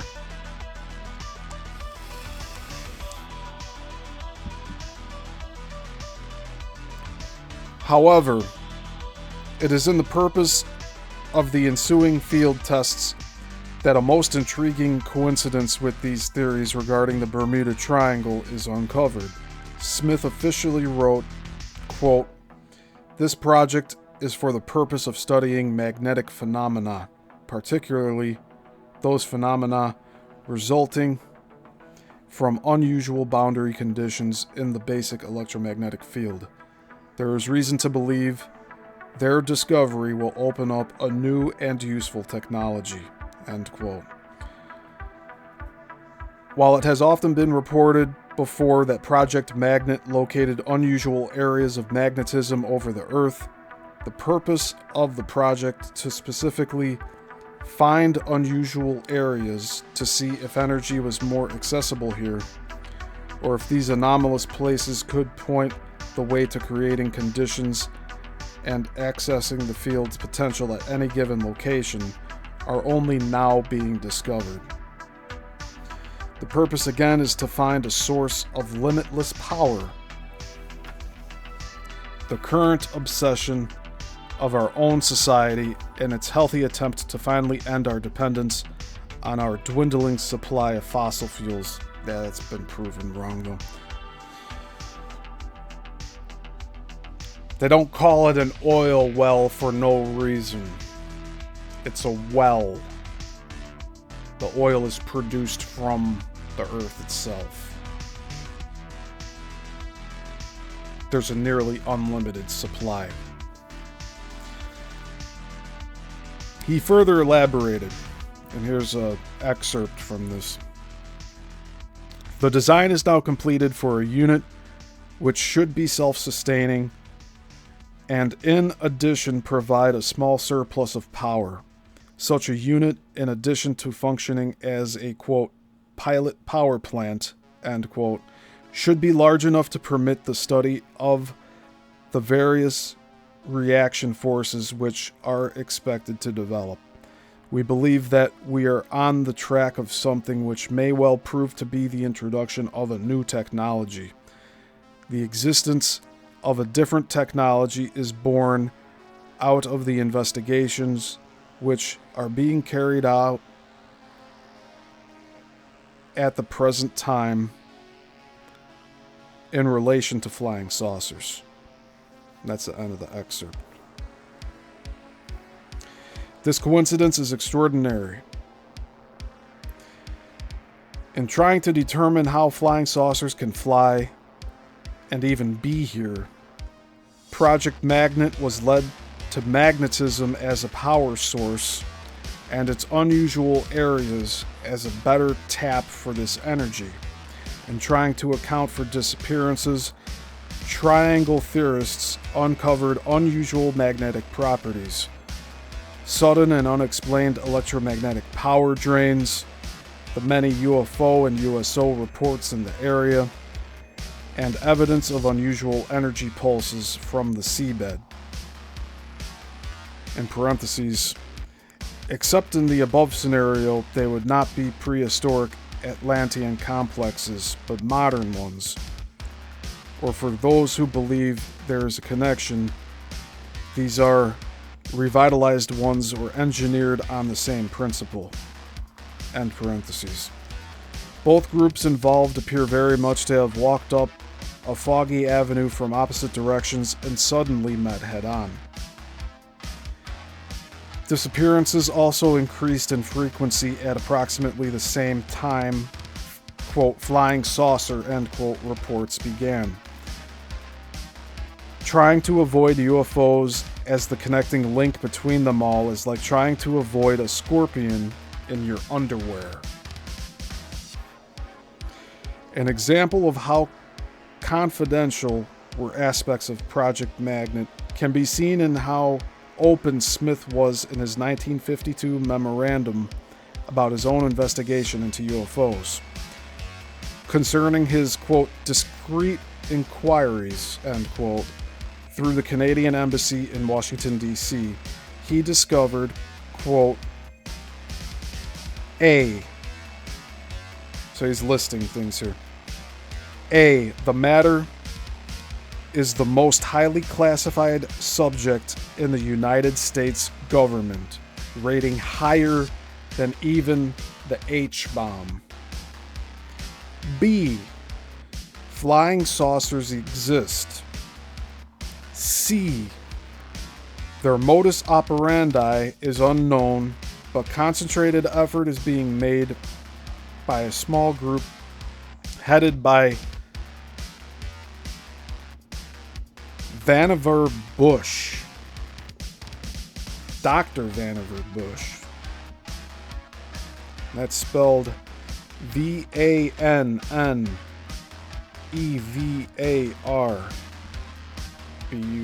Bush. I'm sure they're the Bush family, right? And finally, D.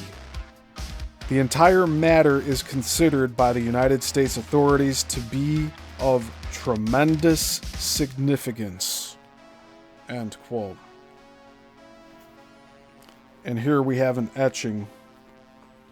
A UFO as seen near Brazil from a photograph taken from Argentine pursuit plane. From an Argentine pursuit plane, late 1954.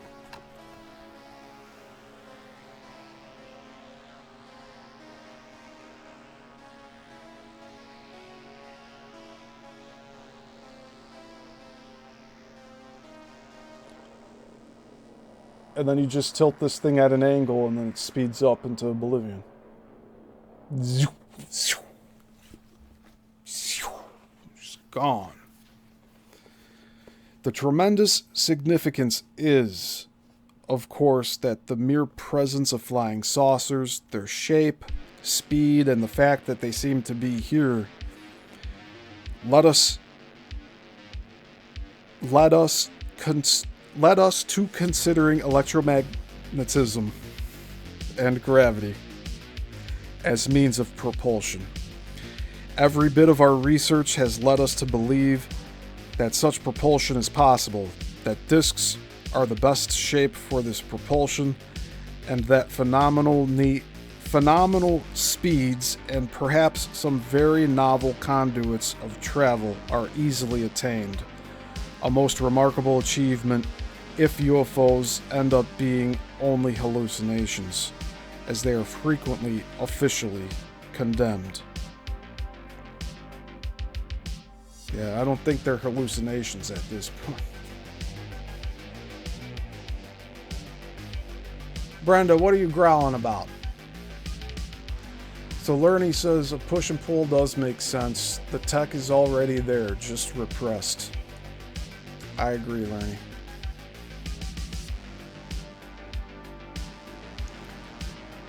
Yeah, Brenda, share your thoughts here. Come on. What's on your mind?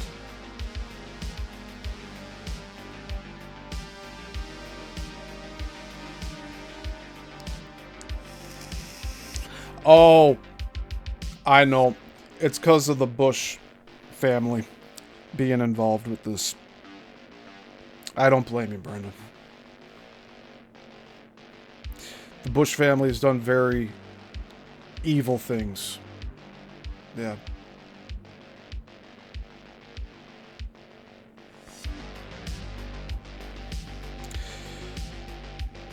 The whole trend of this becomes even more provocative when considering the theories of magnetic opposition and how the shape of this sphere is a determining factor for where magnetic phenomena will take place along its field lines. This transmitting of force along invisible magnetic field lines to its magnetic opposite, as determined by shape and mass, shows the frustrating relationship of shape, mass, and energy fields. But it also shows that, quote, portals, end quote, for this energy do exist. It is possible that Bruce Gernon actually flew along a field line briefly while in a magnetic vortex caused by charged particles swirling around the line of force, proving perhaps that one day we can project matter along lines of magnetic force. Like a natural bullet train. This method may be the most foolproof for ensuring that no bending of space will be encountered with hyperacceleration, and that we can achieve the speed of light, which yet again we must recall is an electromagnetic wavelength. This movement of energy over the Earth along its lines of force is only the tip of the iceberg. There are magnetic and gravitational waves in the vacuum of space, though to us they seem to be out of place, for there is nothing from which they could have evolved. But if there is such a thing as galactic magnetic opposition, these waves could represent the field lines of the Milky Way. If we learn to project matter along our own magnetic field lines, it seems logical that we could travel in space along the same way. One presumably could travel along these magnetic field lines to their opposite in the Milky Way. If such a magnetic opposite also exists in the galaxy, it seems logical that it could. Our magnetic opposite in the Milky Way could be a lively and inhabited solar system that, though on the opposite side of the galaxy, could be our easiest first step to other planets instead of conventional jet engines to laboriously get us to Mars or elsewhere. A number of UFO researchers have suggested that UFOs may indeed travel along magnetic wavelengths, and that likewise, we too could be an easy first step for men on the opposite side of the galaxy, if they use these magnetic and gravitational wavelengths as highways. In this theory, the Bermuda Triangle might itself be the portal for this galactic magnetic opposition.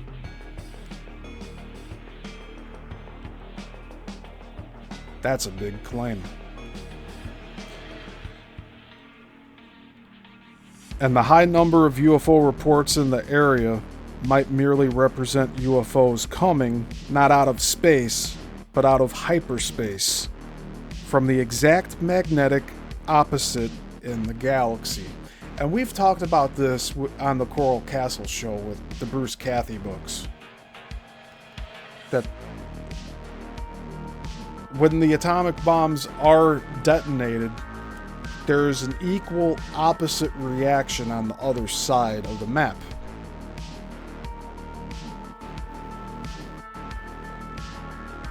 And it's a magnetic reaction.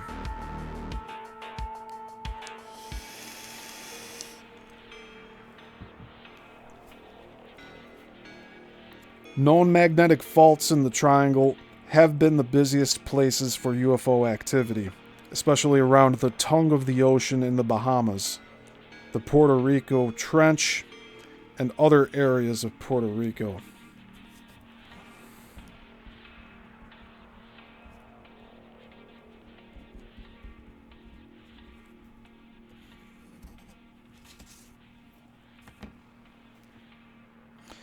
The famous 1972 Adjuntus flap in Puerto Rico lasted for months. So this is spelled Adjuntas.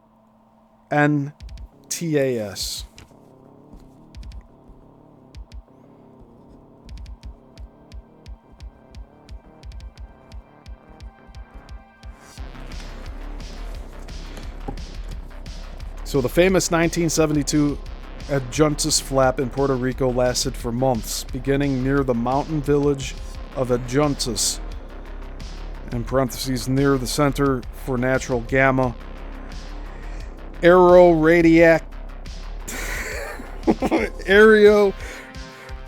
radioactivity. Oh my gosh.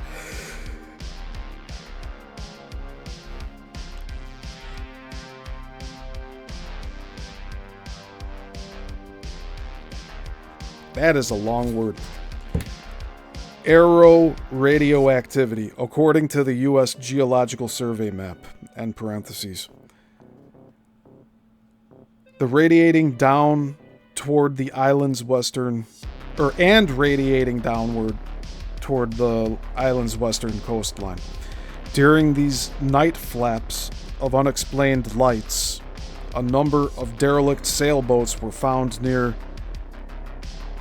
Aguadilla and Cabo Rojo and towed to port with no evidence suggesting why they were abandoned. Sounds like abductions to me. Continuing UFO activity is especially prevalent around these areas today. the precise area where Torres and Pagan disappeared after reporting the, quote, weird object, end quote.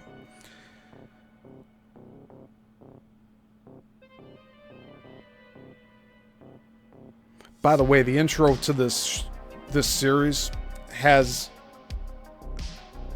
a legit radio transmission where they're saying they see something weird before the transmission cuts out. I'm not sure if that's the exact one that I used in the intro, but it's very similar to it, if it's not.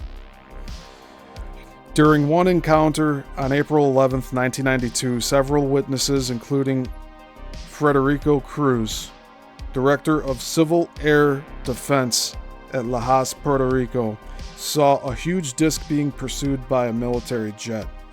According to Cruz, quote, the saucer was metallic, silvery, and highly polished, and it seemed to be playing with jet. It would continually stop in the air suddenly. Then, just as the jet was about to catch up, it would move away quickly. End quote. Concerning the concentrations of coastal sightings at Laguna Cartagena, he firmly stated, quote, we have seen brightly colored ovoid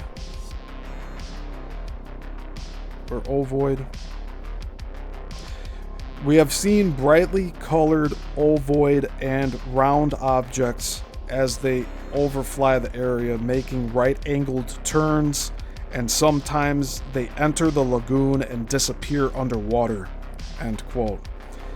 Thereby recalling to mind yet again the idea that they prefer bases beneath the sea's pressure. Quote, the UFOs are there, they really are. So that's why I can't remain silent while others ridicule those who have seen these things, end quote. Others have braved ridicule by placing in an affidavit, a clear statement about things that official investigators are perhaps hesitant to include in their narrative reports.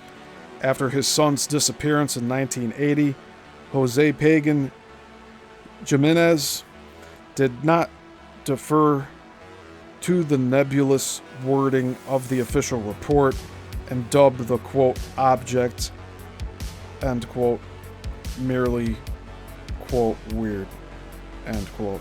But he specifically called it a, quote, glowing object, end quote. A discovery he made during his own investigation as a police lieutenant.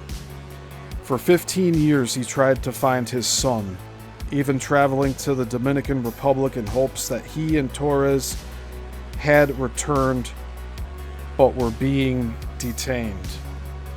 He finally gave up in 1995 and refuses to talk about it to this day. The only link left to an explanation for the family is that, quote, weird object, end quote. One can understand why there would be an amalgam of theories about the Bermuda Triangle, but it is amazing how so many intertwine.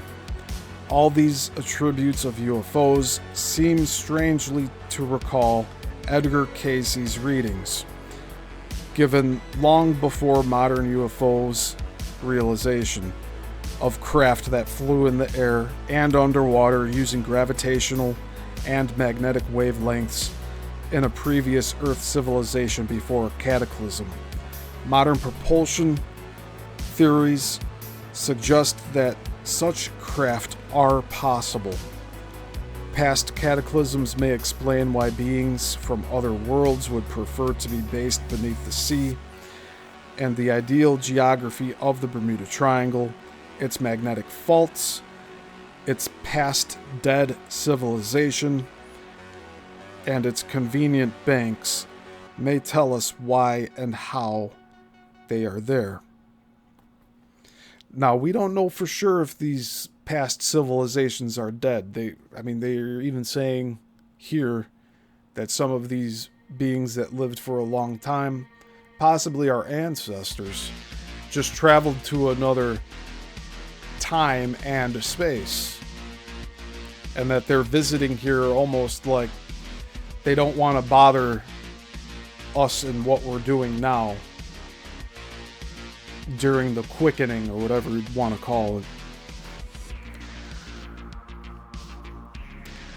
In this context, it may not be appreciated but advisable to re-emphasize that aircraft disappearances involving UFOs only seem to happen over water, and the Triangle, because of its heavy volume of traffic, is the one place where it is easiest to interdict travel, since a disappearance is naturally dismissed as an accident, whereas over land, if no trace is found, an acceptable excuse can never be offered.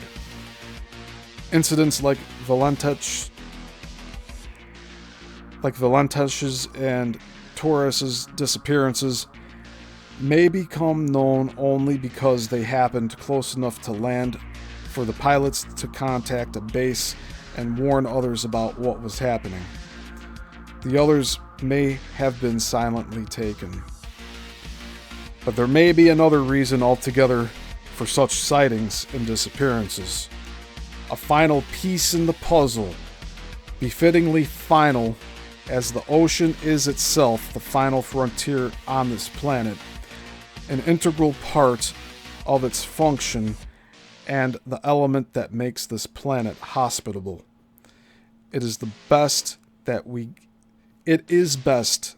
gaze not to the stars for this answer, but to a world that is just as old and even more perplexing.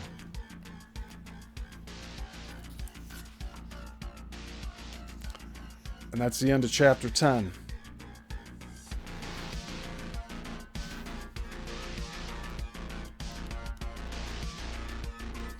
I do believe we are getting somewhere here. Okay, so there's 2 more chapters left. Yeah, that's my bad. I thought this was going to be the first to last for this book, but we got 2 more weeks of covering this book. So next week we'll be reading chapter 11, Let the Oceans Speak.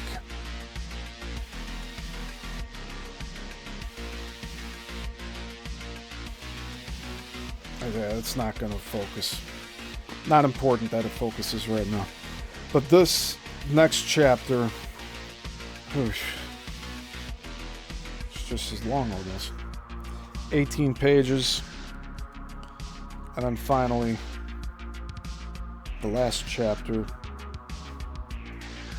12 pages.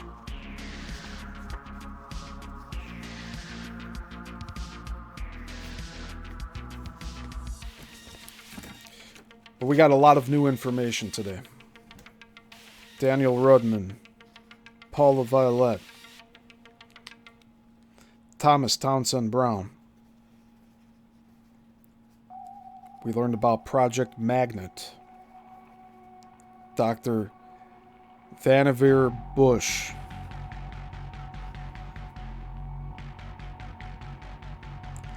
Electro-gravitic is a word that came up today. As well as aeroradioactivity.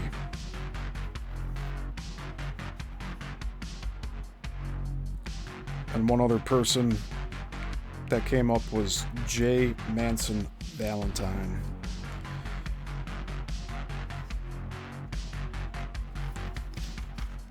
So that's it for today.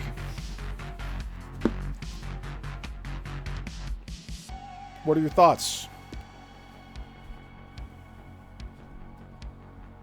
I think it's more concrete now that we are dealing with something that's living underwater, traveling underwater. And think of it, it's undetected. It's 2/3 of this realm that we're inhabiting. Not counting the air that we breathe in the sky We're talking about land mass versus ocean mass. Of course they can go undetected. We don't have anything underwater. We don't have any public cities underwater. It's not a thing. It's just,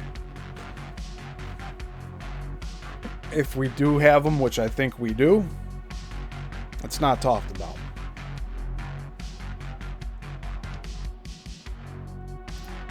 Lerny says it's interesting.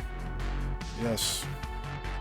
The whole reason why we are here doing this series. Okay.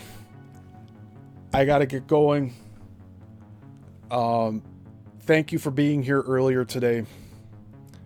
I might do the same thing next week, depending on how things go. And it's just so that I can get other work done before the sunset. My other work involves going door to door, collecting signatures. So that's a whole thing in itself. We'll save that for another day. We'll probably talk about it on the Sunday show. Hey, Scott. Good to see you here. Scott says UFO bases may be underwater. Yeah, I think that's pretty solid now that after we read that chapter. But this will be it for today. Thank you all for being here. Make sure to drop a like on the video. And keep an eye out for the re-uploads. We'll be doing some backlog from 2-3 weeks ago. The one show where my computer just shut off in the middle of the live, I was able to continue the live stream, so there's some blackouts in there I gotta clean up in the editing software before I go and repost it. So that's been the hang up. I couldn't get a copy of the live stream until just a few days ago. My YouTube downloader program wouldn't download the live until I had done a reboot on the PC. So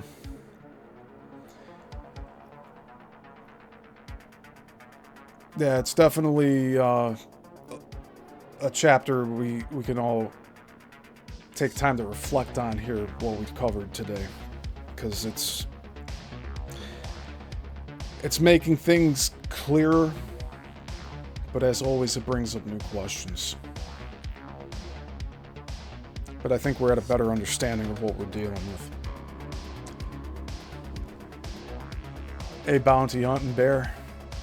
Good to see you here too. Yeah, so keep an eye out for the Sunday show. We should be doing it this week. And always something new with that. So until the next one, class dismissed.